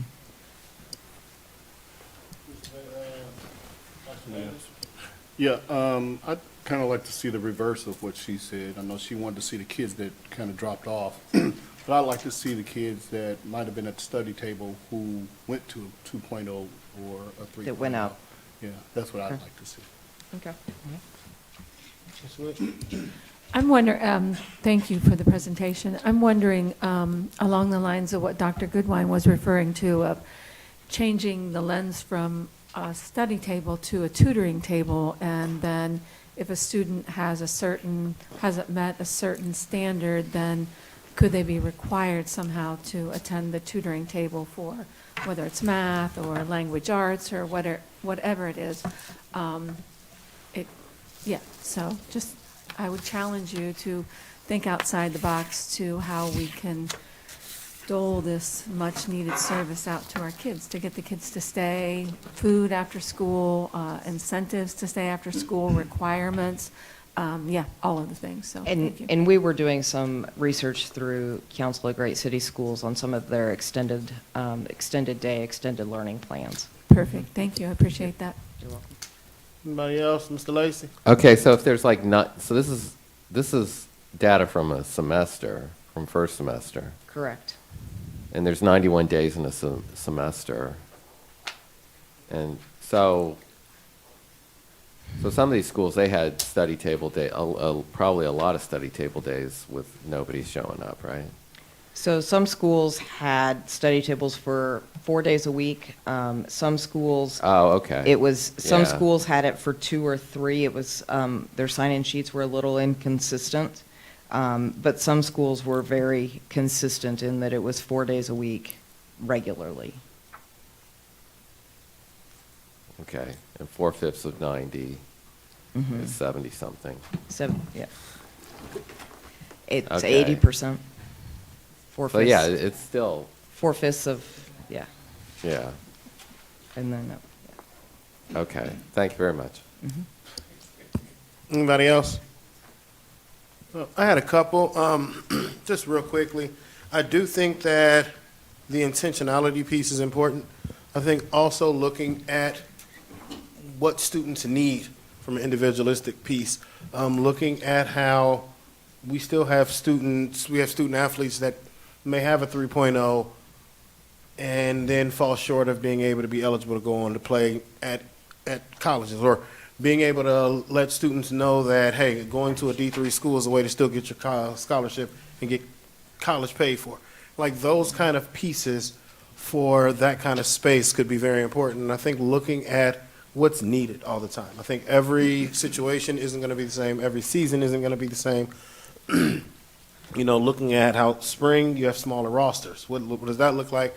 For winter, you have different pieces. So I think that intentionality is going to be important. I'd like to also see how are we making sure that we're following up with the needs in each building. Because I think one of the things that is disappointing is to see that we've put these things in place, and then you still have people that aren't able to participate because of grades. And then you see buildings where it's, okay, we're only doing this, like you said, 2 or 3 times a week. Like, how are we making sure that we're using this? And I know every building kind of does their own thing where it's, if you're under this, you're mandated to go. Some buildings say everybody's mandated to go. But getting everybody together and say, what's the best practices? What's actually working? I get some people want to do something because it's their building. This is my space. This is my team. But what works? I think that's going to be the biggest thing. And then actually knowing where the ownership of this is.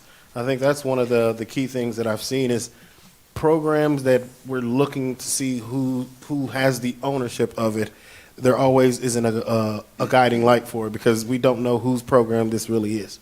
Who do people really check in with? Who holds the fidelity for the program?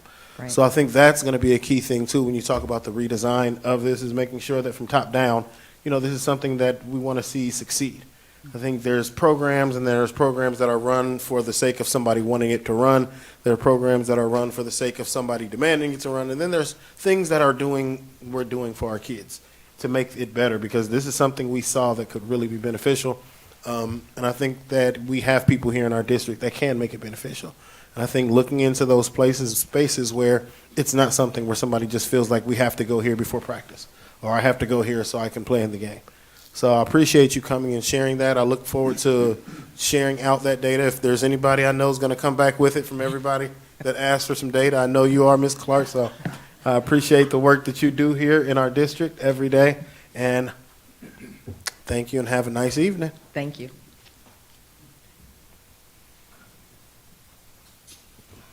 Yep. Moving on, Dr. Lawrence. Thank you so much, President Smith. I would like to bring my first recommendation, Human Resources, Section A, for a vote. So moved. It's been moved. Second. It's been moved and second. Any questions? I have one. Yes, ma'am. Can you tell us what the 3rd grade boot camp instructor does and what that's about? So the 3rd grade boot camp instructor, they work after school specifically with 3rd graders as we push to move that 3rd grade reading score up above 50%. I think we're at 22.95 in the fall, 23 rounded up. And typically if you double it through normal instruction, you get to 46. And we are pushing and pulling and dragging is what we're calling it. So we're doing it after school. I think some are before school as well, but just intensifying that space there, trying to get above the 50% mark. And so they'll be teaching using an extension of the curriculum we use during the day. Do we provide, how do we get the kids to stay after school? So we can't force them, but we are requesting them to do that. And then transportation, thank you, Mr. Anderson, is involved in helping get them home. All right, that's all I have. Anybody else any questions? I would, any conversation on the DSS salary schedule update? I think I see females of color on here and males of color. I think these are positions that have stayed at the same salary level. And I think that department has had a lot of turnover because of that. So just looking at that as a whole as something to consider, something to think about and seeing what we can do for not just that department, but our other departments that have been at the same level of pay for the last 3 or so years. Thank you for that feedback. Ms. Powell, Treasurer Abraham, and myself, we met today for about an hour to talk about just what you're talking about now, that salary scale. And so that's part of a comprehensive conversation associated with the budget. And we will be making some recommendations to you about salary schedules and scales. Anybody We'll else? to the full board. Dr. Goodwin? Yeah, I just want to request an update at our March meeting about the supplementals for the athletics, just what we're offering this year and how many have been filled by the review session in March, Will do. and how many are still vacant. Anyone else? See, there's none. May we have a vote? President Smith, Yes. Miss Wick, Yes. Dr. Goodwin, Yes. Dr. Bailey, Yes. Mr. Lacy, Yes. Mr. Walker, Yes. Miss Reinhardt, Yes. Mr. Nicholas. Yes. 8 yeses. My next recommendation is, please, we'd ask that you waive the 48-hour rule to be able to vote on our memorandum of understanding with University of Dayton and DPS. We're reconvening or redeveloping our leadership academy. And I can answer some questions about it. So moved. Second. It's been moved and second. Any questions? May we have a vote? This is just on the 48-hour On the part. 48-hour. Yeah. President Smith, Yes. Miss Wick, Yes. Dr. Goodwin, Yes. Dr. Bailey, Yes. Mr. Lacy, Yes. Mr. Walker, Yes. Miss Reinhardt, Yes. and Mr. Nicholas. Yes. 8 yeses. Next, Dr. Lawrence. So I'd like to ask that you vote to accept our recommendation for the Urban Leadership Academy. Lisa Miner and several others have worked really hard with the University of Dayton. Ms. Goins, Ms. Sheehy, I think both chiefs were involved, Spurlock and Dooley, to develop a framework for a leadership academy where, Dr. Goodwine, we're using our $5,000 that's in policy. That's part of it. The University of Dayton has also offered a generous discount to reduce the overall cost of earning your licensure to become an administrator. And not just an administrator in a school, but say you want to lead nutrition services, or say you want to be a director in operations. So it's a leadership academy, and the interviews start next week, so that's why we put it on late, and we apologize. Entertain a motion. So moved. It's been moved. Do we have a second? Second. It's been moved and second. Any questions? Yes. Dr. Goodwin? Did legal look at the agreement just to make sure we were sound? That would be a yes. Any other questions? See none. May we have a vote? President Smith, Yes. Miss Wick, Yes. Dr. Goodwin, Yes. Dr. Bailey, Yes. Mr. Lacy, Yes. Mr. Walker, Yes. Miss Reinhardt, Yes. Mr. Nicholas. Yes. 8 yeses. Next recommendation, Dr. Lawrence. My next recommendation is for a vote contracts and agreements. Entertain a motion. So moved. It's been moved. Do we have a second? Second. It's been Who moved and moved second. it? Do we Who have moved it? any Walker. questions? Walker, yes, actually, I'd like to vote on the University of Dayton arena separately. Okay. Any other questions? Just to circle back on the prom location with regards to the MOU locations that we have, on if Thurgood Marshall has a location yet. Yes, they have a location. Okay, thank What you. what is the location? They're working on it this week. They have appointments to visit a couple of sites. Are they Are using? they sites from our agreements? A variety of sites, some of which are in the agreement, yes. Is it specifically the steam plant and the, what's that other place called? Arcade? I don't know. I can find out real quick. Those were on the list,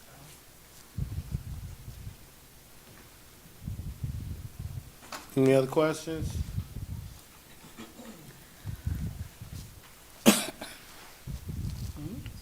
Did y'all want to wait while she was answering those, or are you ready to No. move I'm forward? good. It's not bearing on this. Okay, then we shall move forward. First, we will vote on everything separate of the University of Dayton contract that Dr. Goodwin wanted to move off and vote separately on. So, again, this is for everything except that. May we have a vote? President Smith, Yes? Miss Wick, Yes. Dr. Goodwin, Yes. Dr. Bailey, Yes. Mr. Lacy, Yes.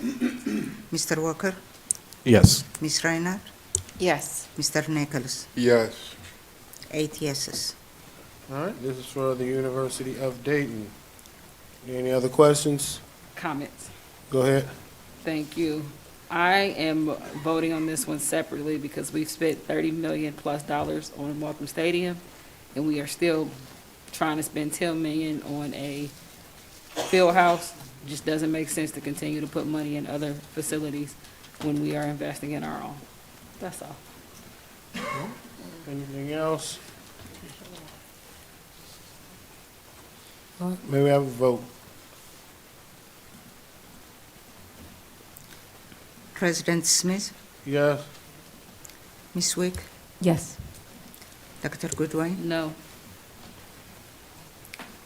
Dr. Bailey, Yes. Mr. Lacy, No? Mr. Walker, No. Ms. Reinhardt, Yes. Mr. Nicholas. Yes. Okay. So 3 noes, 4 yeses. Your next recommendation, Dr. Lawrence? I recommend the approval of the following memorandum of understanding with the bottom line in Dayton Public Schools for high-intensity mentoring, feedback, and on-track college and career readiness services that extend beyond high school as well, and I think you're pretty familiar with it as well, President Smith. No, yeah, I'm gonna entertain a motion for the approval. So moved.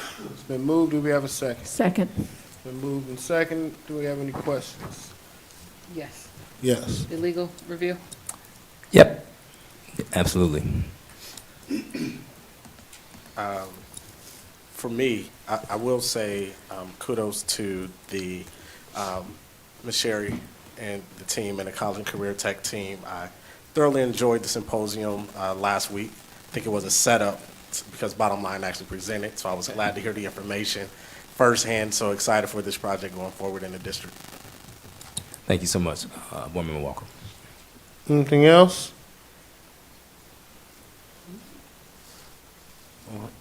Can we have a vote? President Smith, Yes. Ms. Wick, Yes. Dr. Goodwin, Yes. Dr. Bailey, Yes. Mr. Lacy, Yes? Mr. Walker, Yes. Ms. Reinhardt, Yes. and Mr. Nicholas. Yes. 8 yeses. Next recommendation? I recommend approval of the following memorandum of understanding with the Montgomery County Workforce Development and DPS. As stated last week, and Brother Walker, you were at the College and Career Readiness Symposium. They presented as well. And Dr. Goodwin, it kind of aligns and encompasses a lot of things that you've been asking about for the last, since I've been here, a year and a half, around getting kids in, having them work, and having a plan to do that, and having them in more spaces than just operations, but also in academics. And then Lisa Miner and Marvine have done a great job of also extending this past 18. So this is really huge. And yes, we send it to legal. I'll entertain a motion. So moved. Been moved. Do we have a second? Second. Do we have any questions? Dr. Goodwin? Yes, this memorandum didn't address it, but did you guys reach out to them to see how we can prevent the problem that we ran into in 2023 with individual, because right now their site is completely down on taking applications. Mm-hmm. And that barrier of, even when we hosted on site, that if the kids didn't sign up by whatever timeline that they have, that even though they go through those orientations and we have jobs, that they're not able to be in the program. Yes, she and I addressed that, and that's a matter of dates, transportation, and also giving us the latitude to be able to do it at multiple sites. So remember last year, they just went to one site, Ponitz, and it was also late. Correct. Yeah. And right now, the site is down completely. I will check with her about the site itself, but we did talk about the logistics of why that happened last time. Yeah, so anything that we can do on our side to help that program with being able to process our kids, knowing that we can do that with them. Because I just hate to have another year we have, what do we have, like 60 jobs that we couldn't give to our kids? It might have been more than that. It was more than that. And I also think that we have enough time now with this MOU and to work through the process of maybe having our own sites where we do the work ourselves. And then, yeah, we'll work through it. Do we still also need to do the county's MO, their standard, your participant that you have to do every year? That I don't have to get back with you. Because I want to make sure, I don't want any reasons why our kids couldn't do this. And there's what, has to be done by March? I don't know, you can really sign up whenever. Yeah, we'll have to definitely figure that one out. Any other questions? Do we have a vote? President Smith, Yes. Miss Wick, Yes. Dr. Goodwin, Yes. Dr. Bailey, Yes. Mr. Lacy, Yes. Mr. Walker, Yes. Miss Reinhardt, Yes. and Mr. Nicholas. Yes. 8 yeses. Next recommendation? I'd ask that the board approve the resolution for Dayton Foundation transfer for STEM curriculum and supply resources for Thurgood Marshall STEM School. Entertain a motion? So moved. It's been moved. Do we have a Second. second? It's been seconded. Any questions? I do have a conflict with Dayton Foundation with the board that I serve on, so I do have to abstain from this vote. Duly noted, sir. Thank you, sir. Anything else? May we have a vote? President Smith, Yes. Miss Wick, Yes. Dr. Goodwin, Yes. Dr. Bailey, Yes. Mr. Lacy, Yes. Mr. Walker, Abstain. Miss Reinhardt, Yes. and Mr. Nicholas. Yes. 7 yeses, 1 abstain. Next recommendation? I recommend approval of the following agreement, OPSI Local 101, or also known as the SROs Union. Entertain a motion? So moved. Been moved. Do we have a second? Second. I'll give it to Mr. Lacy. Any questions? Seeing none, may we have a vote? President Smith, Yes. Miss Wick, Yes. Dr. Goodwin, Yes. Dr. Bailey, Yes. Mr. Lacy, Yes. Mr. Walker, Yes. Miss Reinhardt, Yes. and Mr. Nicholas. Yes. 8 yeses. Your next recommendation, sir. I recommend the approval of the following agreement, OPSI Local 158, or also known as the Clericals Union. Entertain a motion? So moved. It's been moved. Do we have a second? Second. It's been moved and second. Do we have any questions? Seeing none, may we have a vote? President Smith, Yes. Miss Wick, Yes. Dr. Goodwin, Yes. Dr. Bailey, Yes. Mr. Lacy, Yes. Mr. Walker, Yes. Miss Reinhardt, Yes. and Mr. Nicholas. Yes. 8 yeses. Next recommendation? I'd like to recommend that the board review the settlement fines and agreement from the Ohio Department of Education from our transportation case last year that Frost Brown Todd represented us, where we're getting a refund from the Ohio Department of Education. So moved. It's been moved. Do we have a second? Second. It's been moved and second. Do we have any questions or comments on the motion? Seeing that we have none, may we have a vote, please? President Smith, Yes. Miss Wick, Yes. Dr. Goodwin, Yes. Dr. Bailey, Yes. Mr. Lacy, Yes. Mr. Walker, Yes. Miss Reinhardt, Yes. Mr. Nicholas. Yes. 8 yeses. Thank you. Next recommendation, sir. My next recommendation, which concludes my recommendations, is that the board approve the resolution that notes all of our 712 schools are official members of Ohio High School Athletic Association and pay our membership dues. So moved. It's been moved. Do we have a second? Second. It's been moved and second. Any questions? Go ahead. I believe I have to abstain from this one as well because I have a conflict with OSHA. You are very important. You a zebra still? I am. You're real important. All right. Appreciate that, sir. Any other questions? Seeing none, may we have a vote? President Smith, Yes. Miss Wick, Yes. Dr. Goodwin, Yes. Dr. Bailey, Yes. Mr. Lacy, Yes. Mr. Walker, Abstain. Ms. Reinhardt, Yes. and Mr. Nicholas. Yes. 7 yeses, 1 abstain. Thank you. Those conclude your recommendations, Superintendent. Those do. That conclude my recommendations. Thank you. Madam Treasurer, you're up next. Your recommendations, please, ma'am. I recommend the approval of the following permanent appropriation measure for fiscal year 2024 as reviewed last Tuesday. Entertain a motion. So moved. It's been moved. Do we have a second? Second. It's been moved and seconded. Do we have any questions on the motion? Seeing none, may we have a vote, please, Madam Treasurer? President Smith, Yes. Ms. Wick, Yes. Dr. Goodwin, Yes. Dr. Bailey, Yes. Mr. Lacey, Yes. Mr. Walker, Yes. Ms. Reinhardt, Yes. Mr. Nicholas. Yes. 8 yeses. Next recommendation, Madam Treasurer?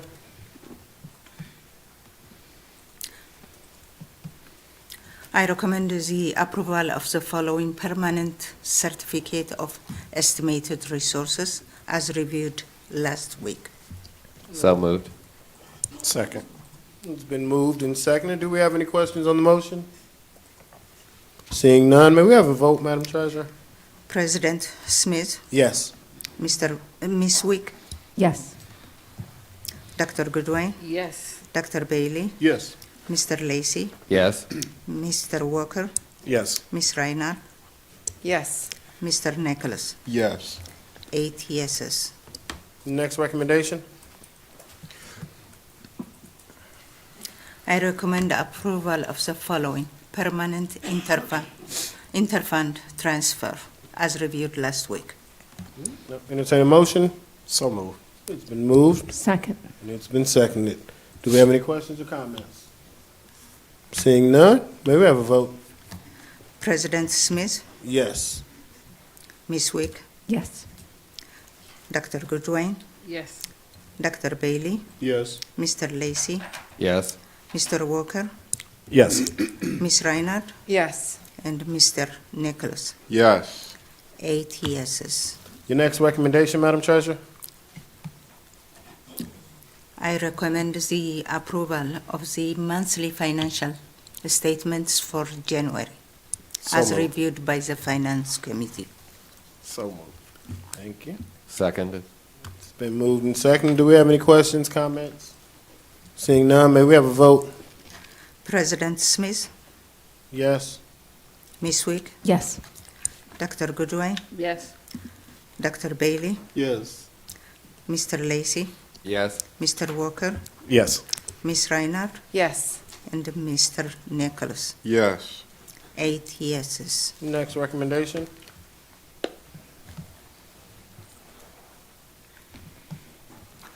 I recommend the approval of the following minutes for January. So moved. It's been moved. Been moved and seconded. Do we have any questions? Seeing none, may we have a vote? President Smith, Yes. Ms. Wick, Yes. Dr. Goodwin, Yes. Dr. Bailey, Yes. Mr. Lacey, Yes. Mr. Walker, Yes. Ms. Reinhardt, Yes. Mr. Nicholas. Yes. 8 yeses. Your next recommendation? I recommend the approval of the following donations for February as reviewed last week. Thank you, donors. So moved. It's been moved. Do we have a second? Second. It's been moved and seconded. Do we have any questions, comments? Dr. Goodwin? Yes. Do we send any type of thank you card to the people? Yes, after the approval, tomorrow I send the letter. Someone asked me, so I have no idea what happens to them. We do after. send letters. Thank you. Once again, thank you for all the donations. We truly appreciate that. Any other questions, comments? Seeing none, may we have a vote? President Smith, Yes. Ms. Wick, Yes. Dr. Goodwin, Yes. Dr. Bailey, Yes. Mr. Lacey, Yes. Mr. Walker, Yes. Ms. Reinhardt, Yes. Mr. Nicholas. Yes. 8 yeses. Next recommendation? I recommend the approval of the following purchase requisitions as reviewed last week. Entertain a motion. So moved. It's been moved. Do we have a second? Second. It's been moved and second. I do have a quick question. Madam Business Manager, would you be able to give us some information on the Trimark that it was added onto our agenda for the ice machines?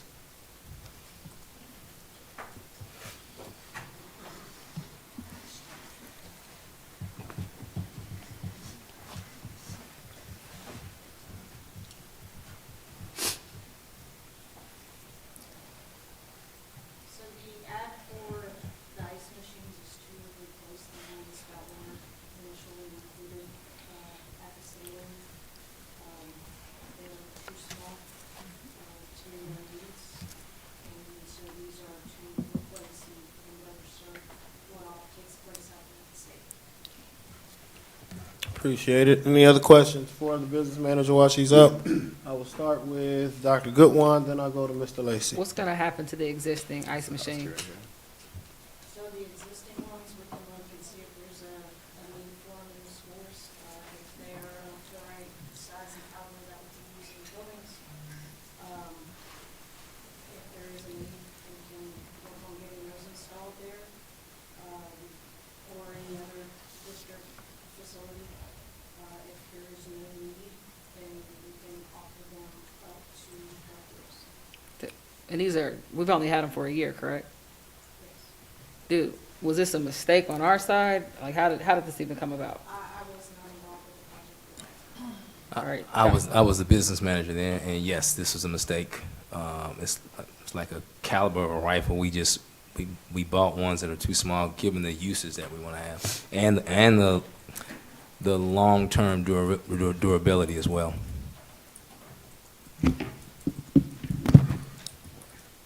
All right, that's all I had. Mr. Lacy? I'd like to ask that we vote on Montgomery County Treasurer separately. Okay. Mr. Walker? The Five Rivers Health Center, two physicians. Two physicians to assist athletic trainers. Is this in response to the Uber physicians thing, or is this something new?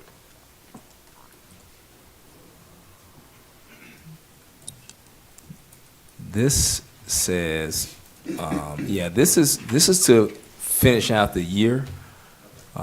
We started with those physicians, and so this is to finish out the year, and then Ms. Powell and myself sat with Premier Health, and we have a plan for next year. I think we're going to send it to legal and present it to the board for athletic trainers for next year that we have secured for 712 schools.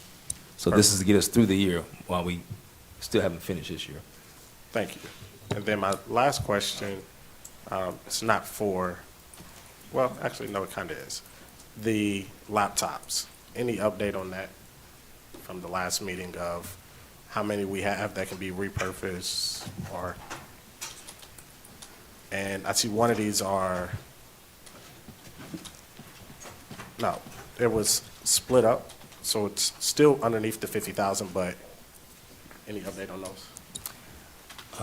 Let's see here. Where is CDW? Where is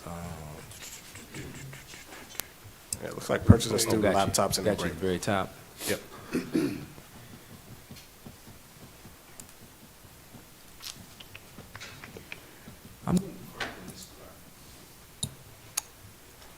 So regarding the status of inventory, we actually did an entire workday on the 16th at Jackson Center so that we could look at all of the devices that had been brought in and diagnose them all. And so they are actually in the process of getting me that count for that very reason.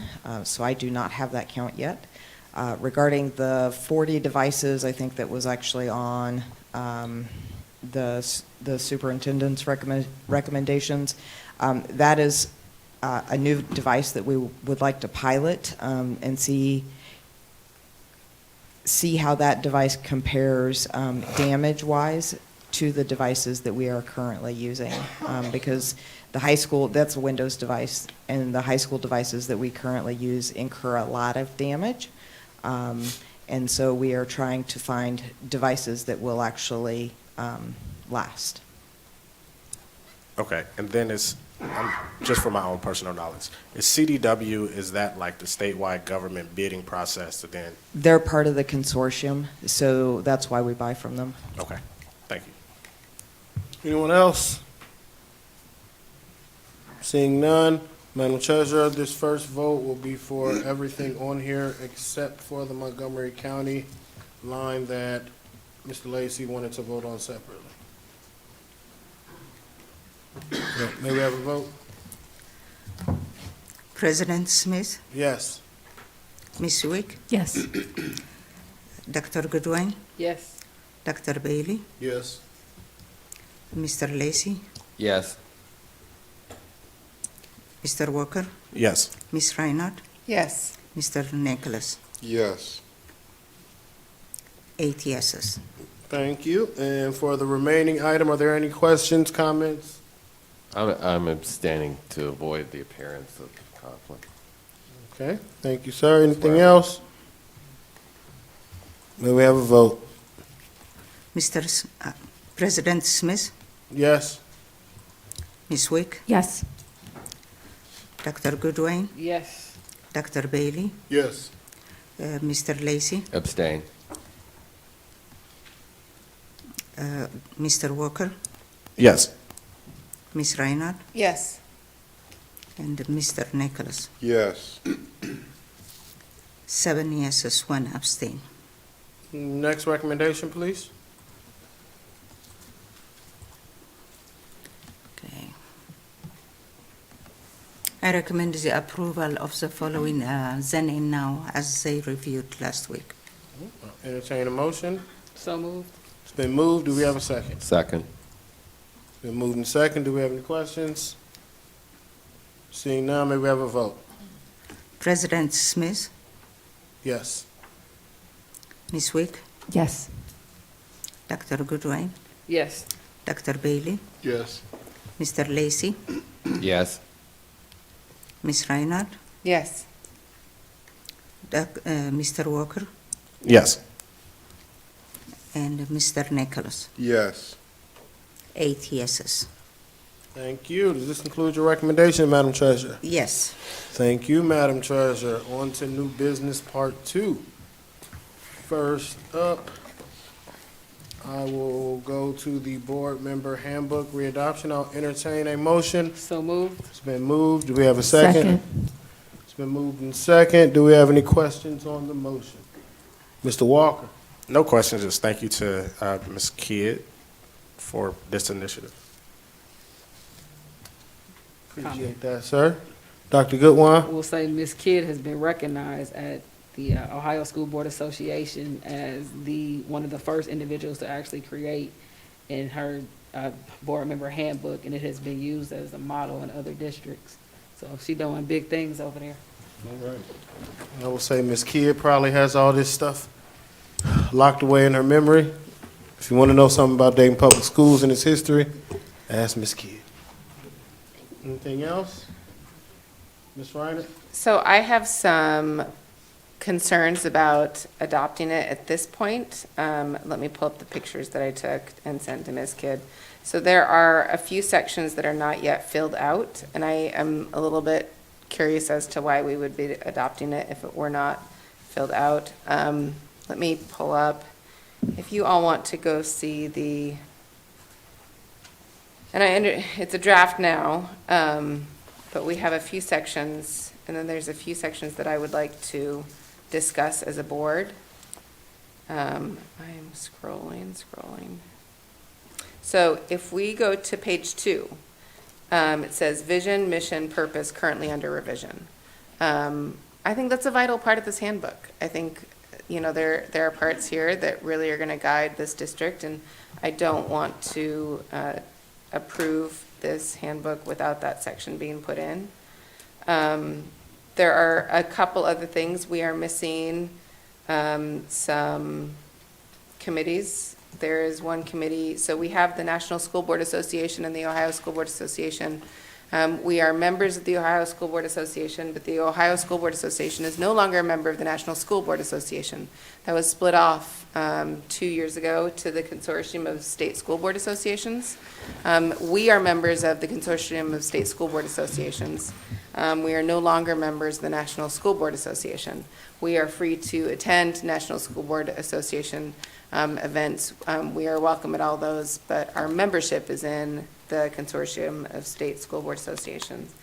I would also like to I have some questions. I know that the handbook states in regards to attending conferences and educational experiences for the board, that the board strives to only send one board member.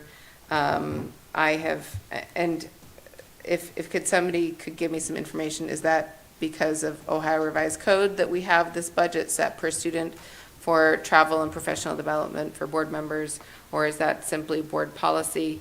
My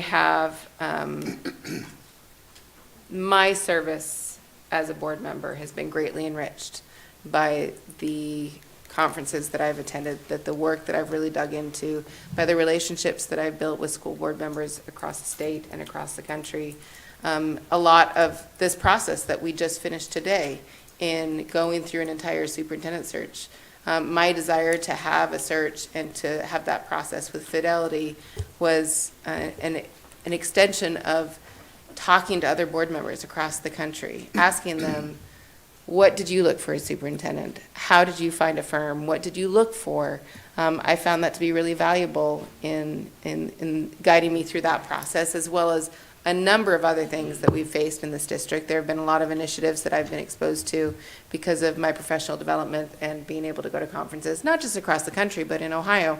I go to the Board Leadership Institute organized by the Ohio School Board Association, and I always go to the Capitol Conference. There was a fantastic California Association of Black School Educators that I went to last year. I encourage board members, we've got another one this summer. Fantastic. Dr. Lawrence, I would invite you to go. I would love to introduce you to some of the folks that I met out there last year. It was a really, really amazing opportunity, and I still think about some of the conversations that I had in those rooms. So I would like to have some conversations about the handbook. I'm not ready to approve it at this point. I feel like there's still some, I was asked for edits that I gave. Last year I gave some edits, and I don't think we ever actually approved it last year. And then I gave some edits now, and I haven't heard anything back about the edits that I put in last week. I am not prepared at this point. I don't think that it is fully fleshed out and ready to go. And I would love to have some conversations with the board about some of the things that I've just brought to the dais for conversation. Anyone else want to put anything on the conversation? I do. I'll read this and I see this. I just hope that the position that I have myself would stay open even after me for fellow seniors, just to have this opportunity. Because the way I feel and the way I see this, it's like a gateway of leadership. And seeing that it starts here in our fellow high schools is amazing. I talked to other students who have this position at other districts. They also love this position and feel the same way as me. So I'm just asking, our new superintendent, Dr. Lawrence, just to keep this position open. Well said. We may even have an emeritus position for you. Anyone else? Yeah, I'll address Dr. Goodwine? a couple things. The vision, mission, and purpose, those are blank because there are the customer service group, which is comprised of a lot of different people in this group, have finally nailed down those ones, and they are now in the process of working through the unions, because the goal here was to get something, to put things together that wasn't adopted by the board, but actually came from the people. So those are blank for that reason, and that's taken us some time to go through. The other part on the board travel one, from when I was in the presidency seat, just seeing how much Sharice had to struggle to try to find the funds, because we are limited on funds, it just makes more sense to have the opportunity for 7 of us to have come to the same experience. But if people choose not to do that or use their time, just that recommendation came from me, of it being limited to the individuals. Like, you get a choice of it, but you can pass it off. But yeah, seeing that struggle, I mean, I even seen it in our first year when she sent out our spreadsheet of how few funds. So hopefully we get more kids and we get more money and you have more opportunities, but we are limited on our side on that one. So those ones, I know I put those recommendations in last year. But that's it for me. I don't know if you have anything, because you also have served on the presidency and you're currently doing it right now. I'm seeing what Ms. Kidd goes through to try to make those. And I also see not only what Ms. Kidd goes through, but also seeing the ability of letting the board see different things out there. I think one of the things that I would like to see is just more board members being able to be in certain spaces to learn. I think the more we learn, not only what we go out and learn, but what do we come back with and tangibly give to our service here. So I think there are some things, like seeing last year, in the last couple of years, and talking to board members about, hey, not only does Ms. Kidd find the funds, but Ms. Kidd is also someone who will look to find conferences as well for people. When they give her an idea they have, if they give her something they're trying to learn about, something they want to bring back to this district, she really does go above and beyond to make sure that she looks for those things, finds those dates. She's very respectful of our funds by even, making sure that we sign up for these at a time that is cost effective for us as well. So I think that is something important that I would want to see is us looking at how do we better use our time with that. And not only how do we use that time, but then how do we then come back and share that with other board members and share that with the work. Any other comments, questions? Yeah. Madam Treasurer. Yeah, the funds are according to the Ohio law. Mhm. It has to go by the number of our students. Right. So that's the reason why Ms. Kidd is trying to look, because when you are over the amount budgeted, it's going to be against the law. Thank you for that, Treasurer. And I would like to correct myself and see that my edits about the National School Board Association and the Consortium of State School Board Association has been put into the handbook. So thank you for that, Sharice. I appreciate it. Anything else? Seeing nothing, may we have a vote? President Smith, Yes. Ms. Wick, Yes. Dr. Goodwin, Yes. Dr. Bailey, Yes. Mr. Lacey, Yes. Mr. Walker, Yes. Ms. Reinhardt, No. Mr. Nicholas. Yes. 7 yeses, 1 no. Okay, thank you. Moving on, next is the contract for our interim business manager, Ms. Tiffany Powell. I will entertain a motion for the approval of her contract. So moved. Second. Moved in second. Dr. Goodwin. Yeah, and this is just a correction to a section in her contract. Right. Indeed. Any other questions, comments? Seeing none, may we have a vote? President Smith, Yes. Ms. Wick, Yes. Dr. Goodwin, Yes. Dr. Bailey, Yes. Mr. Lacey, Yes. Mr. Walker, Yes. Ms. Reinhardt, Yes. Mr. Nicholas. Yes. 8 yeses.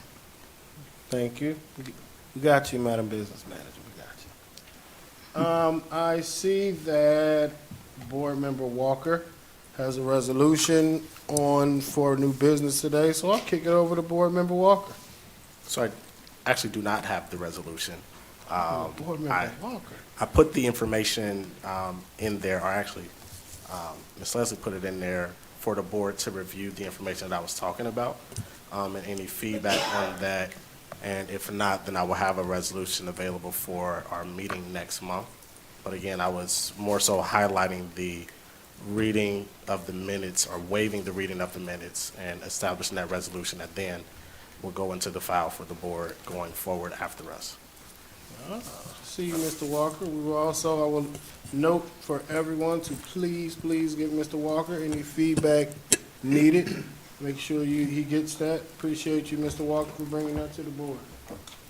I had a question for you. Do you think it'd be more, like, to outlive our time here, more suitable to put it in the policy? I was going to actually ask you about that, if we put at least like waive this date inside of the policy, then that way it's Yeah. there as a record. Because the resolutions, like, you have to know what you're looking for to find it. Yeah. But the policy itself, at least when it's updated, then it'll be updated in the policy. So, we could do either or. Yeah, I was thinking about policy, so I will submit a revision to the minutes policy to you for your meeting next month. Okay.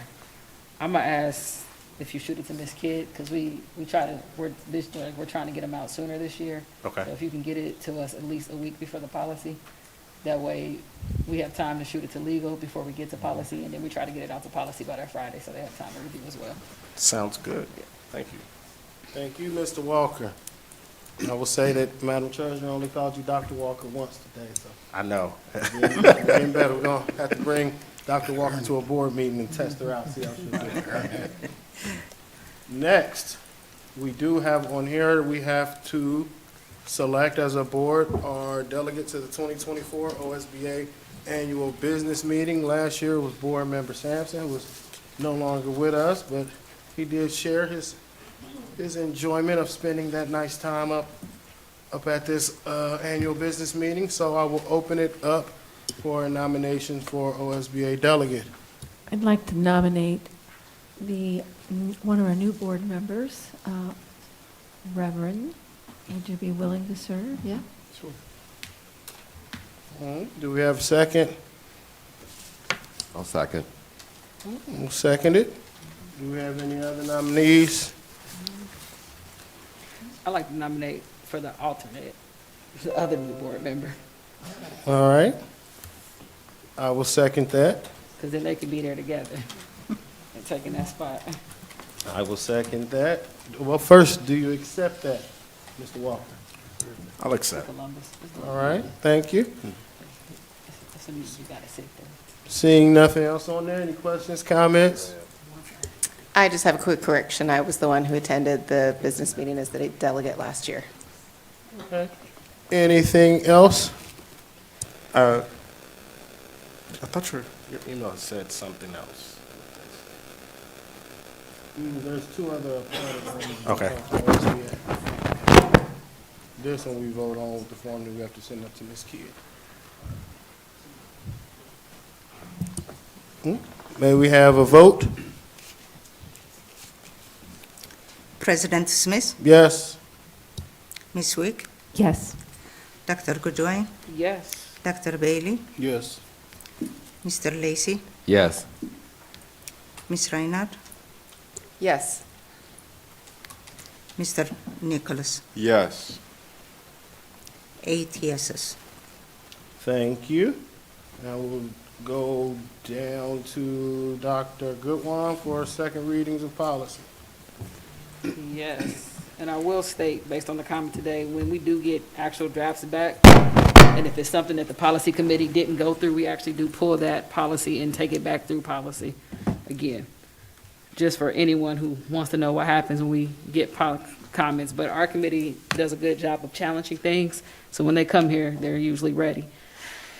In so much as the Board of Education is committed to the continuing updating of its policies, rules, and regulations manual, and the committee which was appointed has been working towards that goal, the following is brought at this time for second reading in compliance with the board file. Now, therefore, be it resolved that the Board of Education of the Dayton City School District, Montgomery County, Ohio, hereby accepts and adopts the following policies that have been codified for inclusion in the Handbook of Policies, Rules, and Regulations. EJ, video surveillance and electronic monitoring, new policy. GCAC, transfer and assignments, new policy. IKA, grading system. I move that we adopt these policies. Second? Second. Oh, still my second, Mr. I think, he just said second. It's all right. Any questions, comments? Got one comment. I will go down to Ms. Reiner, then Dr. Goodwin. So I'm going to strongly object to passing this this week. My concerns were the same before we had a community member speak. I support the previous practice of having policy be introduced in 1 month and up for first reading in 1 month and second reading in the next month. I do not think that having a week's time between the first and second reading is sufficient for review and feedback. I also am really concerned about policy EJ, which is video surveillance and electronic monitoring. There were a lot of community input and suggestions about the use of technology and the policies that would go around that. This policy in particular needs to, in my opinion, and from my understanding of surveillance, we need to put some really strong regulations around this policy as well too. Hang on a sec, I've got some notes. The regulation that should go along with this policy, that should be passed alongside of it, needs to have some regulations that are going to have next step processes. We really need to make sure that there are guardrails set up around this technology so that there isn't an over reliance on this, but there's also that there isn't an over penalization of our Black and brown students. We are very, very careful, and we should be, and we talk all the time about making sure that we're not overly disciplining them. I think this technology, if we don't put the proper guardrails around it, might be inadvertently a tool used to penalize kids who shouldn't be penalized. I would also like to invite those community members that came out to express their thoughts and be a part of this policy discussion. They asked to be part of that, and there was a little bit of communication, but there was no invitation for them to join the policy committee. This policy doesn't, in my opinion, set up enough guardrails around it to make sure that we are, while keeping our students and staff and buildings safe, keeping the guardrails up to keep our students safe from over-disciplining them and causing them to enter a spiral that might affect their ability to access a high-quality education. Any other questions, comments? Dr. Goodwin? So I will say policy EJ is actually drafted by our legal department, and this policy allows us to have the ability to do the regulation as well. The two community members, only one of them reached out, and that individual was invited to our policies from the day that they started. I did since reach out to that individual. She will not be able to make as we work on the regulation, but she has stated the other individual that came with her that she was giving him the information, and she was sure that he would join us in policy as we started to work on the regulation on that one. And I did assure her that this would be the first one that we started on, because we do have several more that we're working on as well. So she has that date.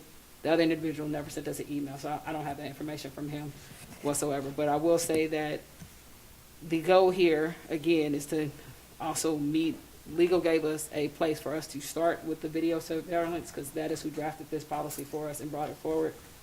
And the next step with the regulation is what this group is now working on too, which once we have something down, it also will go back to legal. So I don't think it will be finished in the next month, because it is a lot more to it.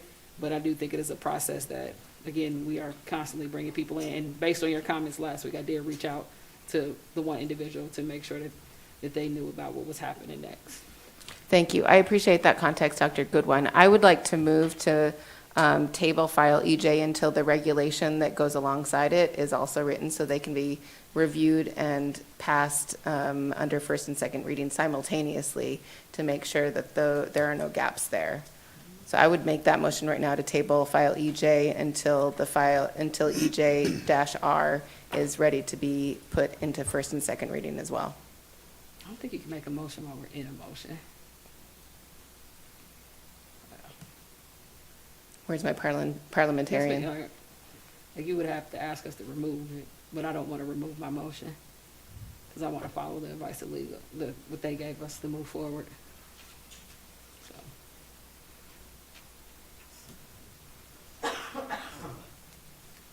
No, I'm not removing my motion. Any other comments, questions? If there are no questions or any comments, then we are ready for a vote then, Madam Treasurer. President Smith, Yes? Ms. Wick, Yes. Dr. Goodwin, Yes. Dr. Bailey, Yes. Mr. Lacy, Yes. Mr. Walker, Abstain. Ms. Reinhardt, No. Mr. Nicholas. Okay.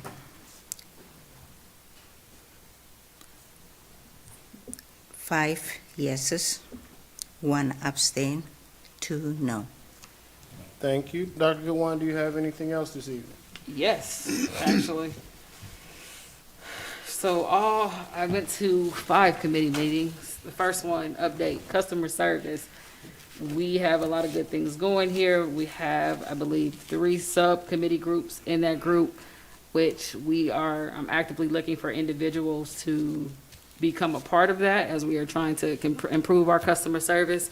The core team of customer service actually did our first training, which was a lot of fun with the HR team. So I think that group did a great job of doing not only public speaking, having something engaging, and having something that people are actually looking forward to the next round of training. I believe we have a series of trainings to go as Ms. Brake keeps putting more and more on my calendar. So I'm excited to see what we do on that one. Next, policy met. We had the 3 that we came out with. We also have a backlog right now of about 4 of them. We are also working on not only that, but a couple of subcommittees to do some work outside of the time we're together. Athletics meeting was really good to see Mr. Lacy out there with us. So we actually, on a recommendation of Dr. Lawrence, have moved the majority of the core group meetings during the daytime to better meet with the staff and actually keep us to an hour meeting. But we also have 5 subcommittee groups that are coming out of the athletic advisory council, which I will have Ms. Kidd post, because we're looking for individuals to be a part of that as we are trying to improve in multiple areas. Technology and building, we also met, and we had we actually did virtual the first meeting because I was out of town that one. We have 1 subcommittee in that group, but we have a lot of work to do. And even looking at our highlights from last year, you just see that we did a good amount of work, and excited that things that came out were a lot of updates in the transportation department, the badge scanning ability, and our final project in that one is actually a device that will allow or help us with attendance both in the school as well as on the bus and some other things. So good to hear that we are locking in and finishing that one up.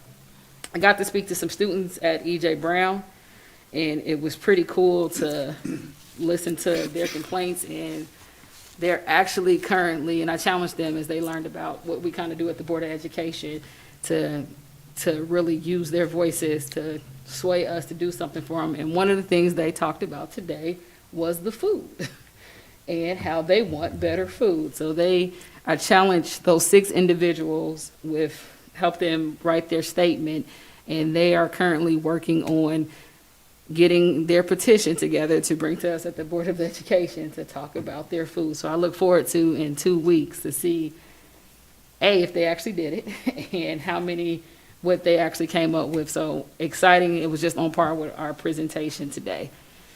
It's Black History Month, and I hope people have gone out and checked out some of the different presentations out there. Excited that, every day is Black History for me. So it's exciting to share this month with other individuals and see some of the different presentations and displays throughout the district. I think our PIO team has done a great job of filling in our online presence and bringing just a little bit of informative things to individuals. So I really appreciate you guys. I mean, you guys always do pretty amazing work. I really haven't seen anything you've done bad yet. So I'm excited about that. Excited too that we are working on our website updates. Even though I haven't sent them my comments yet, I am definitely going to get with you guys to give you feedback on that one. That is all I have. Thank you, Dr. Goodwine. I'll shoot it over to Mr. Lacy. This past Thursday, the Finance Committee met and went over the financial statements and found them in good order. We also had a special presentation about the grants, especially the grants involved with the McKinney-Vento. So thank you. Appreciate you, Mr. Lacy. Send it back down to Mr. Walker again. Thank you. So for my comments, let's see here. So I was able to attend the OSBA's 101. We did that out in Austin Landing. Was a great opportunity to learn various things. I think the most interest part for me was the finances and how levies and things working, as well as the way that public education schools are poorly funded compared to charter schools and private schools, and understanding that. And like I said, I will send that out to the full board to see that presentation there. Had the opportunity to actually tour Edison today. Mound Street, Wright Brothers is one of my buildings, and really excited for the work that they're doing in their Black History Month programming that's going to be taking place. Attended the Culture and Engagement and Inclusion staff meeting and had learned some information about them and what they have going on. Last week attended the College and Career Symposium, which was really great. I think I'm really excited for the partners that we have in the district, especially a great special interest for me will be Mr. Malcolm Keefe with Dayton Urban Young Life and his work there, and excited for the buildings that he have now and the further buildings he's going to be doing work in going forward. Next month, we will have our first Parent, Family, and Community Engagement Committee meeting. I did put a request out to the staff to provide information as far as where things were for the first quarter, so looking forward to receiving that information. I have not yet, but again, looking forward to receiving it. Attended the Donuts with Dad at Omega CDC. Well, Omega CDC did it at Edwin Joe Brown, was really excited to be a part of that. This week, Saturday will be speaking on a panel with Omega CDC at Thurgood Marshall for Hope Looks Like Me. And then, okay.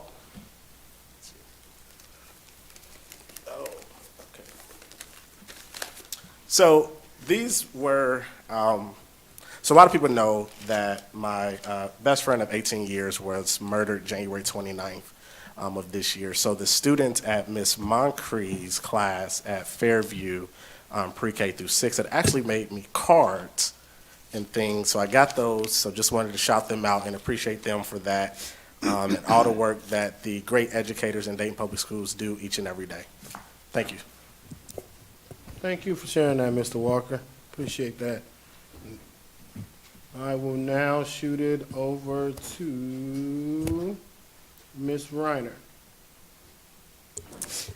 I have a couple of legislative updates for the people in this room and for the people watching.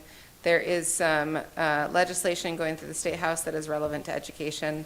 The House Primary and Secondary Education Committee heard sponsor testimony on Senate Bill 168, which would make several regulatory changes, really, really interesting changes.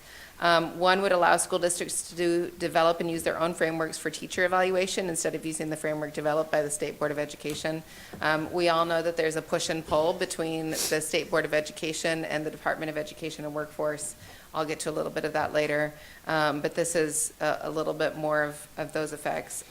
It will modify license or certificate qualifications for senior or lead professional educators.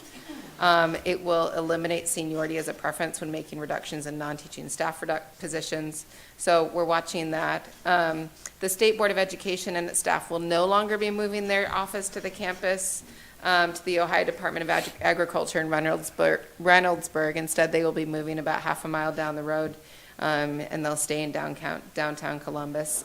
Again, there's some push and pull between State Board of Education and what used to be a large part of the State Board of Education, which is now the Department of Education and Workforce. Some new bills introduced that might be of interest to viewers. I already mentioned House Bill 48, but House Bill 406 would require the state teachers' retirement system and the state employees' retirement system to evaluate certain digital asset investments. House Bill 407 requires chartered non-public schools that participate in certain scholarship programs to report student performance to the Department of Education and Workforce to be compared to other schools located in that school district and to make that data publicly accessible. Again, House Bill 408 requires public schools to provide meals and related services to students regardless of need. And House Bill 411, which I'm really excited about, is sponsored by Rep. Miller, would increase the base teacher salary to $50,000. It is currently $35,000, and that was increased last year in House Bill 33. It was previously $30,000. They were hoping for an increase to 40, and the compromise was 35. Increasing the teacher base pay to $50,000 is significant and very, very much needed. There is on March 7th, there is a an Ohio School Board Association Southwest Region Executive Conference. All school board members are welcome to come. I would like to invite my board members to come. I'm getting a little award there, and my family will be there, and I'm excited for that. I also attended the Finance Committee meeting this month. It's good to be back on that committee. I've missed it. I really enjoy digging into the numbers, and I appreciate our treasurer for laying out a lot of the information that we had at that meeting. I am grateful, as always, to the work of our teachers and our staff in every single building. They have a deep love for these kids, and we take this job very seriously, and I just want to commend them for the work that they do tonight. Thank you. Thank you. Dr. Bailey. Yeah, I just got probably just two things. First, I want to thank Dayton Daily News. A couple of weeks ago, they came up and did a article on our special education students, which I thought was a great article, giving us some publicity on what they were doing. So I thank you for that. The other thing is, 2 weeks ago, I went over to Wright Brothers with the teacher is Jamie Nowak. I hope I'm saying her name right. They had a career day. Well, she's having it all year long.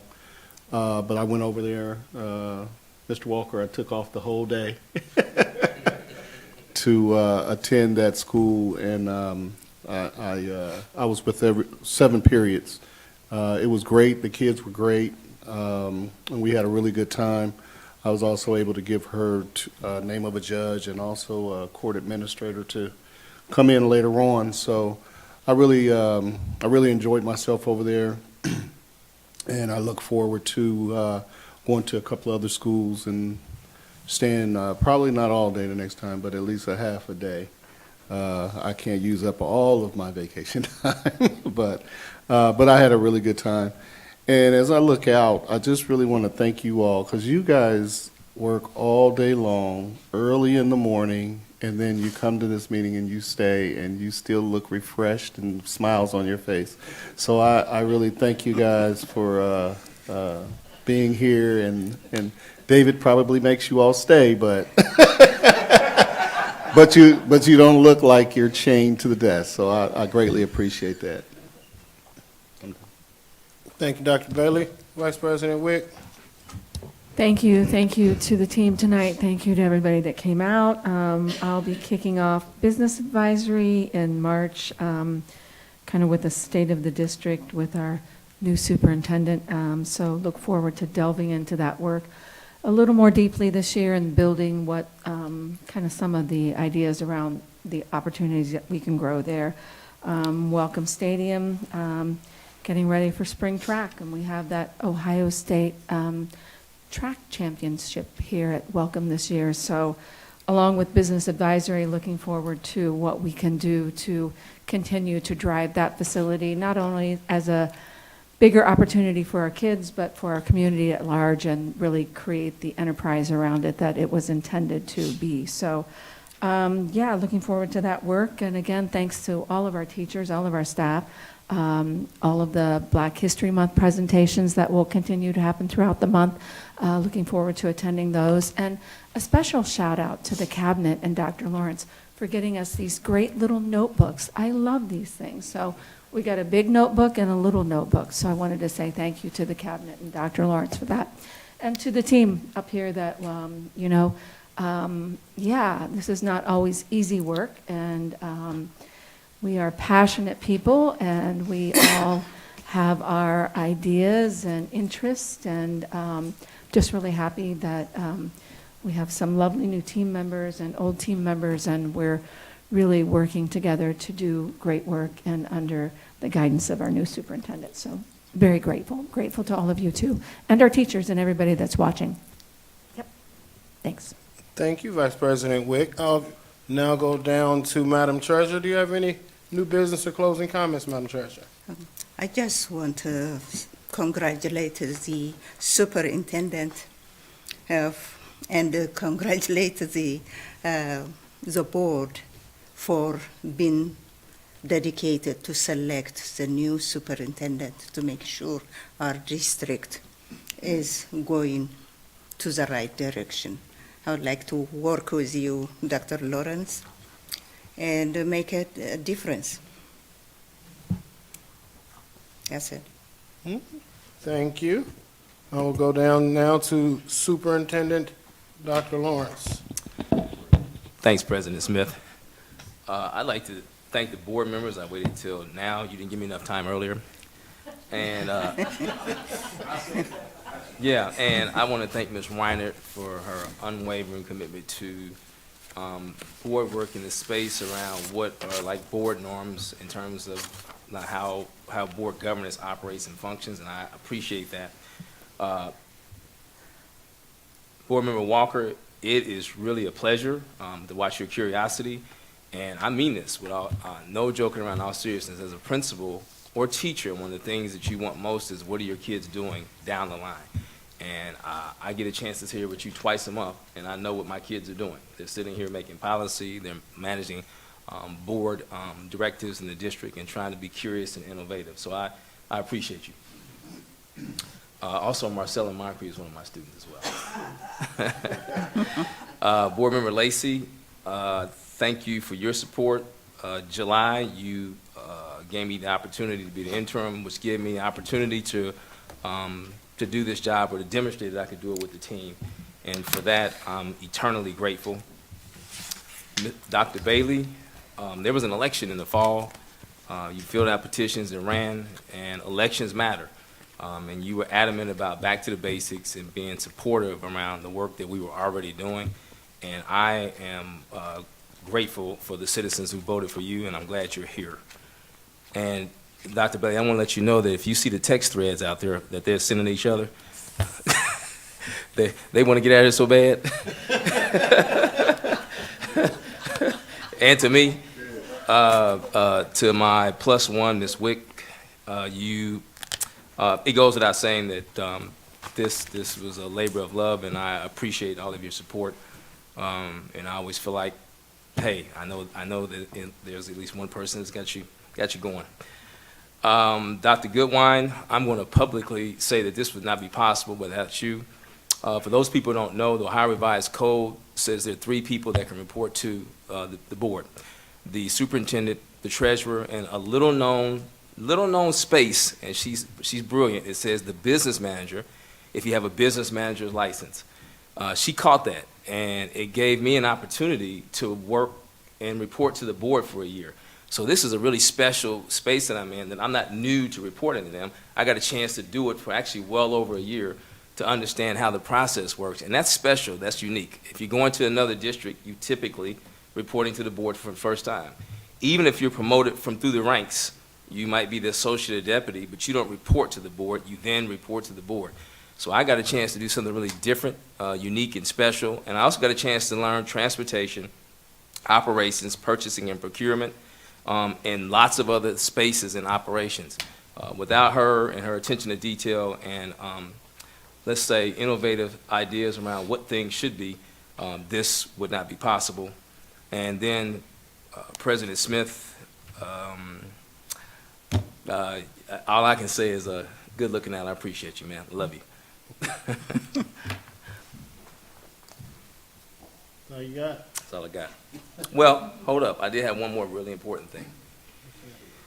We meet tomorrow afternoon. We look forward to seeing you. We know you can, you get busy. And also, I want to say I circled it here. I want to say a really special thanks to Hewitt. We've worked together now for about 18, 19 months.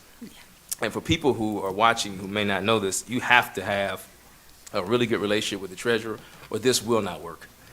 And so I love working with her and making concessions and thinking through this process and working as a team and not working in a silo and creating conflict. So it's really, really fun to know that across the board there are people here to support you. And I talk about the team all the time. I'm going to be quiet so we can go home. Appreciate you, sir. I will say, first off, I want to publicly thank our SROs. Last week was SRO Appreciation Day, so I want to publicly shout them out, the work that they do daily, going above and beyond. Safety is such a huge thing in our community. I mean, we really want our students and families to feel safe in our buildings, and without that safety, you really can't really even go into the educational process the way you really need to without feeling safe. So I wanted to lift them up. I also want to just thank everybody that comes out anytime we open up, the ability to speak to the board. I really do value that. I value hearing voices. I value hearing voices to the board as a whole. I will say that as an individual board member, I do get people that talk to me, call me, all these things, email me. But it's a different space when you get to see them come out and speak to the board as a whole, so I appreciate that. I want to say congratulations to Dr. Lawrence. We'll definitely be holding you accountable, so yeah, I'll be seeing you tomorrow. But I definitely want to say thank you, and I think it's going to be some good things that come out of our partnership here, and I think that's the key word is partnership. For our business manager, treasurer, superintendent, working in tandem with the board, I think there's a lot of things that we can do. With our committees, I will say we have a meeting next week with, I don't want to say the wrong name. I used to say males and females of color, but it is culture and inclusion. Yes, culture and inclusion. So I look forward to that work. I really think that is a space where there's a lot of work that can be done. There's a lot of work that needs to be done. And I was just laughing with Dr. Lawrence earlier. That is the first time I think I met him was I went to a meeting around males of color with former Mayor Clay Dixon, and it was at City Hall around 2016, and that's when we first met. I was a young community organizer with a lot shorter hair, and so that's where we met. And so I've just been able to see that program grow. And I think there's been times where we talked about earlier with the athletics study tables. When you have those programs, they may come in, and over time they move. People come in, people come out, and programs move. So I'm looking forward to see how we can really work to help our students there. With Welcome Stadium, currently we're working in the process of looking at some ad revenue. So if anyone has seen that large scoreboard that we have there, part of the contract that we have with that vendor is that they work with us to actually find ad revenue and find companies to kind of bring money into that space. So we really want to be responsible with that, making sure that we're looking at that and seeing how can we bring that revenue that comes back into our district, because we have those opportunities and we don't want to look at those and let them go away. So that's something we'll be meeting with. We already have that going on. We met about that last week and we got a response back. So we want to get those done because it takes some time to get it done, and we want to make sure we're ready for any endorsements and ad revenue and sponsorship pieces that we can get for Welcome Stadium. Like Vice President Wick said, we also are preparing for the state track meet, which is going to be really, really great to have here to not only show off Dayton, but Dayton Public Schools. Also, lastly, I want to lift up the fact that it is Black History Month, and not only telling us how important it is to lift up these voices, check out what's going on at the schools, but I think it's a time of reflection, because like Dr. Goodwine said, for some people, Black history is every day of the year. That's how I was raised. I was an 8-year-old, 9-year-old. These things were being drilled into my head. I could sing the theme song to Eyes on the Prize documentary because that is just what we watch. And I think it put a proudness of my culture and my history into me at a young age. I think that one of the things that I will put out, I always try to put out something for us to learn about with Black History Month, is also how even the most well-meaning of us can perpetuate racism if we're not being careful. We see it a lot with things that go out. We saw it with, affirmative action. You start seeing those kind of things and they get tweaked. You see it with, a couple years ago, people started moving towards reform and you saw diversity, equity, and inclusion pop up. You saw a lot of people speaking on Black and brown spaces. You saw these things, and if we're not careful, we start taking control of the work and without having those people who really affects the work taking the forefront. So I really just want to put that out to our community of how are we making sure that we are lifting up Black voices and black people without standing in spaces for them. We came up with these things and a lot of people became allies all of a sudden, but what does that allyship look like? So I really want to lift that up and challenge it because it is very easy to say you're anti-racist, and if you're not doing the work, then you're allowing those kind of things to fester. And I think for us as Black individuals, I think it allows us and it makes us have to speak and become forward, become out there. Too many times people speak on behalf of our Black children in our district, and we don't lift their voices up. And most importantly, we don't allow their voices to be heard enough. So that's why I'm always glad to see Brother Nichols down there because he is that voice. And I would much rather see students like Mr. Nichols here than people telling me what students like Mr. Nichols feel. So I appreciate that, and I wanted to lift that up. So that is all I have there. I want to say I appreciate all of you. It's 8:35. I'm trying. I blame Dr. Lawrence because it's that 5-minute recess, and he took about 15 minutes. Would have had us out of here. But now, Mr. Nichols, right? See, I tried to lift you up. I talked about your voice, Mr. Nichols, and 8:30 made me almost forget your voice, Mr. Nichols. What you got for me? Well, starting off, my fellow board member decided to spoil it. I am a new member of the Dayton Botillion, which is an organization who teaches young Black men how to be proper in America. Another thing I would like to note is tomorrow we will be going to the State House where we'll be talking to William Blackshear and maybe the governor so we can question some things that he hasn't been doing. Another thing is I've recently been awarded with the Black History Makers of Tomorrow Scholarship. The scholarship is meant to award Black men and Black people who are able to show leadership and uplift their peers in their community. So I will humbly say thank you for McDonald's for offering this to me, and I hope after this I could get a picture with not only my board members but the staff, because without them I might not even have the opportunity that I have now. So thank you. Mr. Nichols, may I ask you one question? Yes, sir. What high school do you go to? I go to the Meadowdale High School. I love hearing that. Always good to hear my Meadowdale people doing good things in our city. Dr. Lawrence, did you go to Meadowdale? I did not, but I was a teacher there. Those who can't go to Meadowdale. Those who can't go to Meadowdale will teach at Meadowdale. Hey, not at all. We got SROs to stop that. So, as we, on the advice of legal, before voting to enter executive session, may I please have a roll call vote to determine that executive session is necessary to protect the interests of the applicant or the possible investments or expenditure of public funds to be made in connection with the economic development project, and that the criteria in revised code 121.22G8A and B apply. And for clarity with that, in order to go into an executive session, where on here we have economic development projects. You need a roll call, and it needs to be unanimous that the board accepts to go into executive session for that. Need a motion? Yes, sir. So moved. Do I have a second? Do I have any questions on it? I have so many questions, but I figure I have to go through executive. I was thinking the same thing. That is true.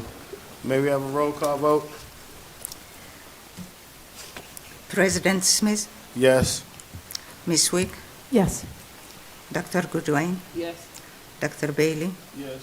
Mr. Lacey, Yes. Mr. Walker, Yes. Ms. Reinhardt, Yes. Mr. Nicholas. Yes. 8 yeses. Okay, next, I can now actually then go to it. Pursuant to section 121.22G2 of the Ohio Revised Code, I move that this board go into executive session. This meeting is being held to consider the employment of a public employee, as well as to consider confidential information related to the marketing plan, specific business strategy, production techniques, trade secrets, or personal financial statements of an applicant for an economic development assistance or negotiations with any other political subdivisions respecting requests for economic development assistance. This information to be discussed is directly related to a request for economic development assistance or involves public infrastructure improvements or the extension of utility services that are directly related to an economic development project, Ohio Revised Code 121.22G8. Second. And also to confer with an attorney involving pending or imminent court action. Second. Dr. Goodwin seconded. Any questions? Seeing none, may we have a vote? President Smith, Yes. Ms. Wick, Yes. Dr. Goodwin, Yes. Dr. Bailey, Mr. Lacey, Yes. Mr. Walker, Yes. Ms. Reinhardt, Yes. and Mr. Nicholas. Yes. 8 yeses.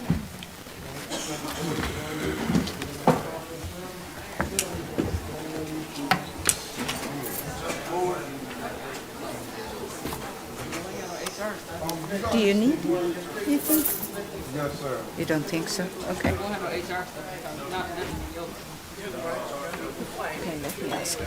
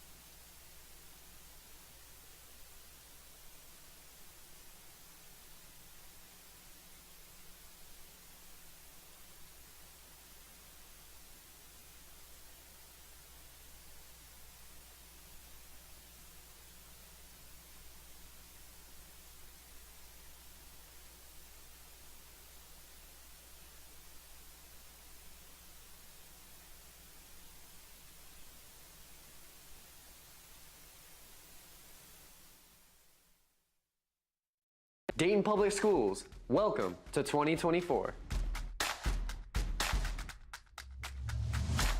Interim Superintendent Dr. David Lawrence recently visited all middle and high schools across the district. Students were encouraged to speak up about their goals and their dreams. Accompanied by board members and staff, they reminded students to stay on course and never let anyone get in the way of their success. Let's make sure to positively represent our city and make our community proud. We'd like to welcome our new Dayton Board of Education members, Dr. William Bailey and Eric Walker. Dr. William Bailey said he's looking forward to so much, stating hard work, collaboration, and change. And Eric Walker said the growth of family, students, and staff. Will Smith was elected to serve as our 2024 Dayton Board of Education President, while Karen Wick was elected as our Board Vice President. If you're looking for more information regarding the Dayton Board of Education, check out DaytonPublic.com and click on The Board. Dayton Public Schools is searching for its next superintendent.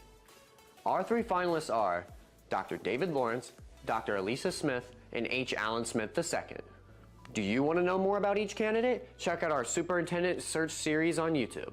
My name is H. Allen Smith II, and I am a proud candidate for Dayton Public Schools. Hello, I'm Dr. Smith, the Chief of Schools for Cincinnati Public Schools. This is actually rather difficult, not because it's an interview, but it's forcing me to talk about myself. And that typically is not my style. Who's your choice? Let us know your thoughts down below. Students, it's getting cold outside. Make sure you are bundled up when standing outside waiting for the bus. If you're in need of any winter clothing items, such as hats or gloves, please reach out to a trusted teacher, principal, or counselor. If you'd like to help out, the district is collecting new winter items in any size for our students. Collection bins will be located at these 5 locations until February 16th. Anything helps to keep our students warm this winter, and we appreciate your donations. I'm Landon Keaton. We'll catch you next time on In Case You Missed It.